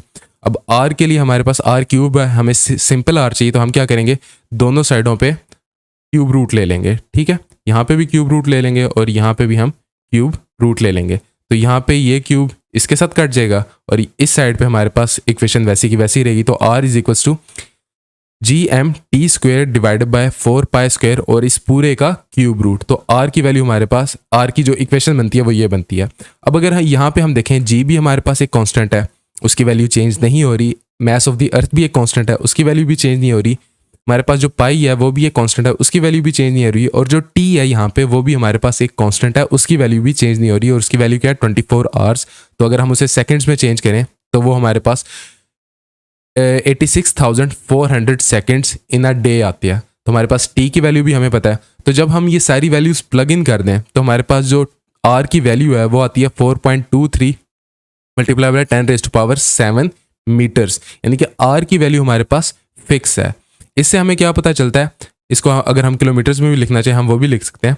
तो किलोमीटर्स में हमारे पास उसकी वैल्यू ये बनेगी। इसका मतलब ये है कि irrespective of the mass of the satellite, जो भी सैटेलाइट इस ऑर्बिट में होगी वो एक जियो स्टेशनरी सैटेलाइट होगी। जियो स्टेशनरी क्यों होगी? क्योंकि वो भी अपना एक चक्कर 24 आवर्स में कवर अप कंप्लीट कर रही है, और अर्थ को भी पूरा एक चक्कर काटने में, एक कंप्लीट रेवोल्यूशन में 24 आवर्स लगते हैं। तो अगर तो वो अर्थ के साथ साथ रोटेट कर रही है तो वो एक जियो स्टेशनरी सैटेलाइट होगी। उसके अलावा एक और चीज़ भी बताता चलो, जियो स्टेशनरी सैटेलाइट सिर्फ इक्वेटर के ऊपर होंगी, क्योंकि अगर तो वो इक्वेटर से हट के है तो तब वो जियो स्टेशनरी नहीं रहेगी, क्योंकि अर्थ कुछ इस तरह से रोटेट कर रही है। तो अगर एक सैटेलाइट यहाँ पे है तो वो भी इसके साथ साथ ही रोटेट कर रही है। लेकिन अगर ये अर्थ इस तरह से रोटेट कर रही है हमारे पास, वैसे इस तरह से करती नहीं है, इस तरह से करती है हमारे पास अर्थ रोटेट। फॉर एग्जाम्पल अगर सैटेलाइट इस तरह से ऑर्बिट कर रही है तो तब वो जियो स्टेशनरी नहीं होगी। तो जियो स्टेशनरी के लिए दो कंडीशंस हैं।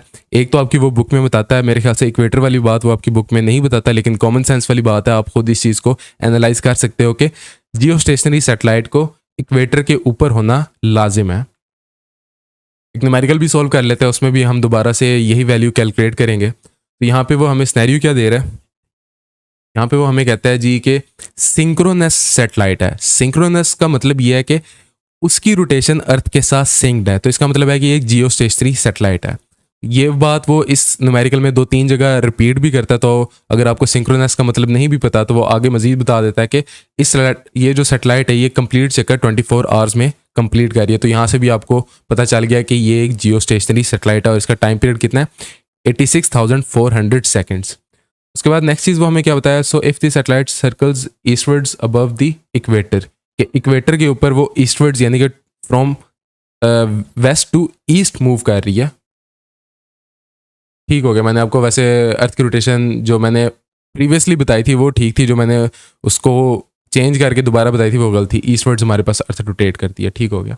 एनीवे ईस्टवर्ड्स रोटेट कर रही है, it stage above the one same spot, ठीक हो गया। यहाँ पे stage above the same spot कह के आपको दोबारा से वो बता रहा है कि जियो स्टेशनरी सैटेलाइट है। तो उसने 3 दफ़ा आपको बता दिया कि एक जियो स्टेशनरी सैटेलाइट है। पूछ क्या रहा है वो हमसे, मांग वो ये हमसे रह के ऑर्बिट, उसके ऑर्बिट का रेडियस बताओ, यानी कि हमने आर की वैल्यू कैलकुलेट करके देनी है। और दूसरी चीज़ वो हमसे मांग रहा है वेलोसिटी ऑफ द सैटेलाइट क्या होगी। तो सबसे पहले हम क्या कैलकुलेट करेंगे, हम आर की वैल्यू पीछे हमारे पास फार्मूला हमने ड्राइव किया था, तो हमें मज़ीद उसको दोबारा से ड्राइव करने की ज़रूरत नहीं है। हम यहाँ पे हमारे पास जी की वैल्यू कांस्टेंट है, आपको पता होनी चाहिए, मास ऑफ द अर्थ भी आपको पता होना चाहिए, और total seconds in a day भी आपको पता होने चाहिए, जो कि आपके पास कैलकुलेटर हो तो आप उस पर कर भी सकते हो। बेसिकली हमारे पास 60 मल्टीप्लाई बाय 60 मल्टीप्लाई बाय 24 करेंगे तो हमारे पास सेकंड्स इन अ डे आ जाएंगे। ऐसा हम क्यों कर रहे हैं, 1 घंटे में हमारे पास ये 1 मिनट में सेकंड्स हैं, और 1 घंटे में 60 मिनट होते हैं, और 1 दिन में हमारे पास 24 घंटे होते हैं। तो जब हम इसको सॉल्व करेंगे तो हमारे पास ये वैल्यू आती है। खैर अब हम इसमें वैल्यूज़ प्लग इन करेंगे, जी की वैल्यू हमारे पास क्या है 6.67 multiply by 10 raise to power -11। Mass of the earth की वैल्यू क्या है 6 multiply by 10 raise to power 24 kg। और टी की वैल्यू हमारे पास क्या है 86,400 सेकेंड्स डिवाइड बाय 4। पाई की वैल्यू 3.14। इस पूरे का स्क्वायर ले लेंगे और इस सब का हम क्यूब रूट ले लेंगे। तो अगर तो आपके पास कैलकुलेटर ये वाला है जिसमें आप पूरी इक्वेशन लिख सकते हो, ठीक है। इस कैलकुलेटर की निशानी ये है कि आप इसमें कुछ भी फ्रैक्शंस में लिख सकते हो, ठीक है। तो अगर तो आपके पास इस तरह का कैलकुलेटर है, ये आपके पास एक मिरर्ड इमेज नज़र आ रही है, लेकिन आपको अंदाज़ा हो गया मैं किस कैलकुलेटर की बात कर रहा हूँ, तो उसमें आप ये पूरी इक्वेशन लिख के एक ही दफ़ा उसको सॉल्व कर सकते हो। तो जब हम इसको सॉल्व करेंगे तो हमारे पास वंस अगेन वही वैल्यू आएगी जो पीछे हमने जियो स्टेशनरी ऑर्बिट्स में निकाली थी, जो क्या है 4.28 multiply 10 raise to power 7 metres. अब अगली चीज़ वो हमें क्या कहता है, वेलोसिटी कैलकुलेट करो। अब वेलोसिटी कैलकुलेट करने के दो तरीके हैं। पहला तरीका हमारे पास GM डिवाइड बाय R, इस पूरे का स्क्वायर रूट ले लें, ठीक है। यहाँ पे अब हमने R कैलकुलेट कर लिया, हमें R भी पता है, हमें G की वैल्यू भी पता है, हमें M मास ऑफ द अर्थ भी पता है, तो हम वहाँ से भी कैलकुलेट कर सकते हैं। एक और आसान तरीका भी है इसका। वो तरीका क्या है, हमें ये पता है कि टोटल जो इसका डिस्टेंस कवर कर रही है यानी कि सैटेलाइट, वो कितना है, वो हमारे पास 2πr है, ठीक है। तो अगर हम 2πr को डिवाइड बाय t कर दें तो वहाँ से भी हमारे पास वेलोसिटी की वैल्यू आ जाती है। तो इन दोनों में से जिस मर्जी तरीके से आप निकालो, आपकी वैल्यू दोनों में सेम ही आएगी। तो अगर तो हम इस तरीके से निकालें तो हमारे पास जो वैल्यू आती है वो आती है 3075 मीटर्स पर सेकेंड। तो ये दो चीज़ें उसने हमसे मांगी थी, ये दो चीज़ें हमने उसको बता दी। उसके बाद जो नेक्स्ट टॉपिक है हमारे पास वो है कम्युनिकेशन सैटेलाइट्स का, ठीक है। इस टॉपिक में ऐसा कुछ खास चीज़ नहीं है, वो भी मैं आपको बता देता हूँ।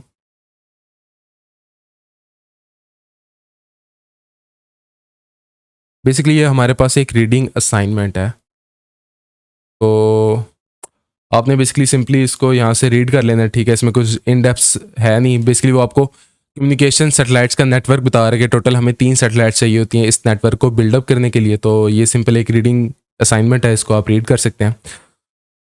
उसके बाद जो नेक्स्ट टॉपिक है हमारे पास वो है आइंस्टाइन और हमारे पास न्यूटन्स का जो ग्रेविटी का कॉन्सेप्ट था, ठीक है। इस टॉपिक का सर्कुलर मोशन से कोई ताल्लुक नहीं है, लेकिन इसमें एक मज़े की चीज़ थी, वो मैं आपको बताता हूँ कि आइंस्टाइन ने अपनी जनरल रिलेटिविटी की जो उसके कह लो कि लॉ था उसको किस तरह से प्रूव किया, जनरल रिलेटिविटी को किस तरह से प्रूव किया। तो उसको प्रूव करने के लिए बेसिकली आइंस्टाइन का ये कॉन्सेप्ट था कि जो ग्रेविटी स्पेस है वो एम्प्टी नहीं है, वो बेसिकली स्पेस और टाइम की एक ग्रिड है।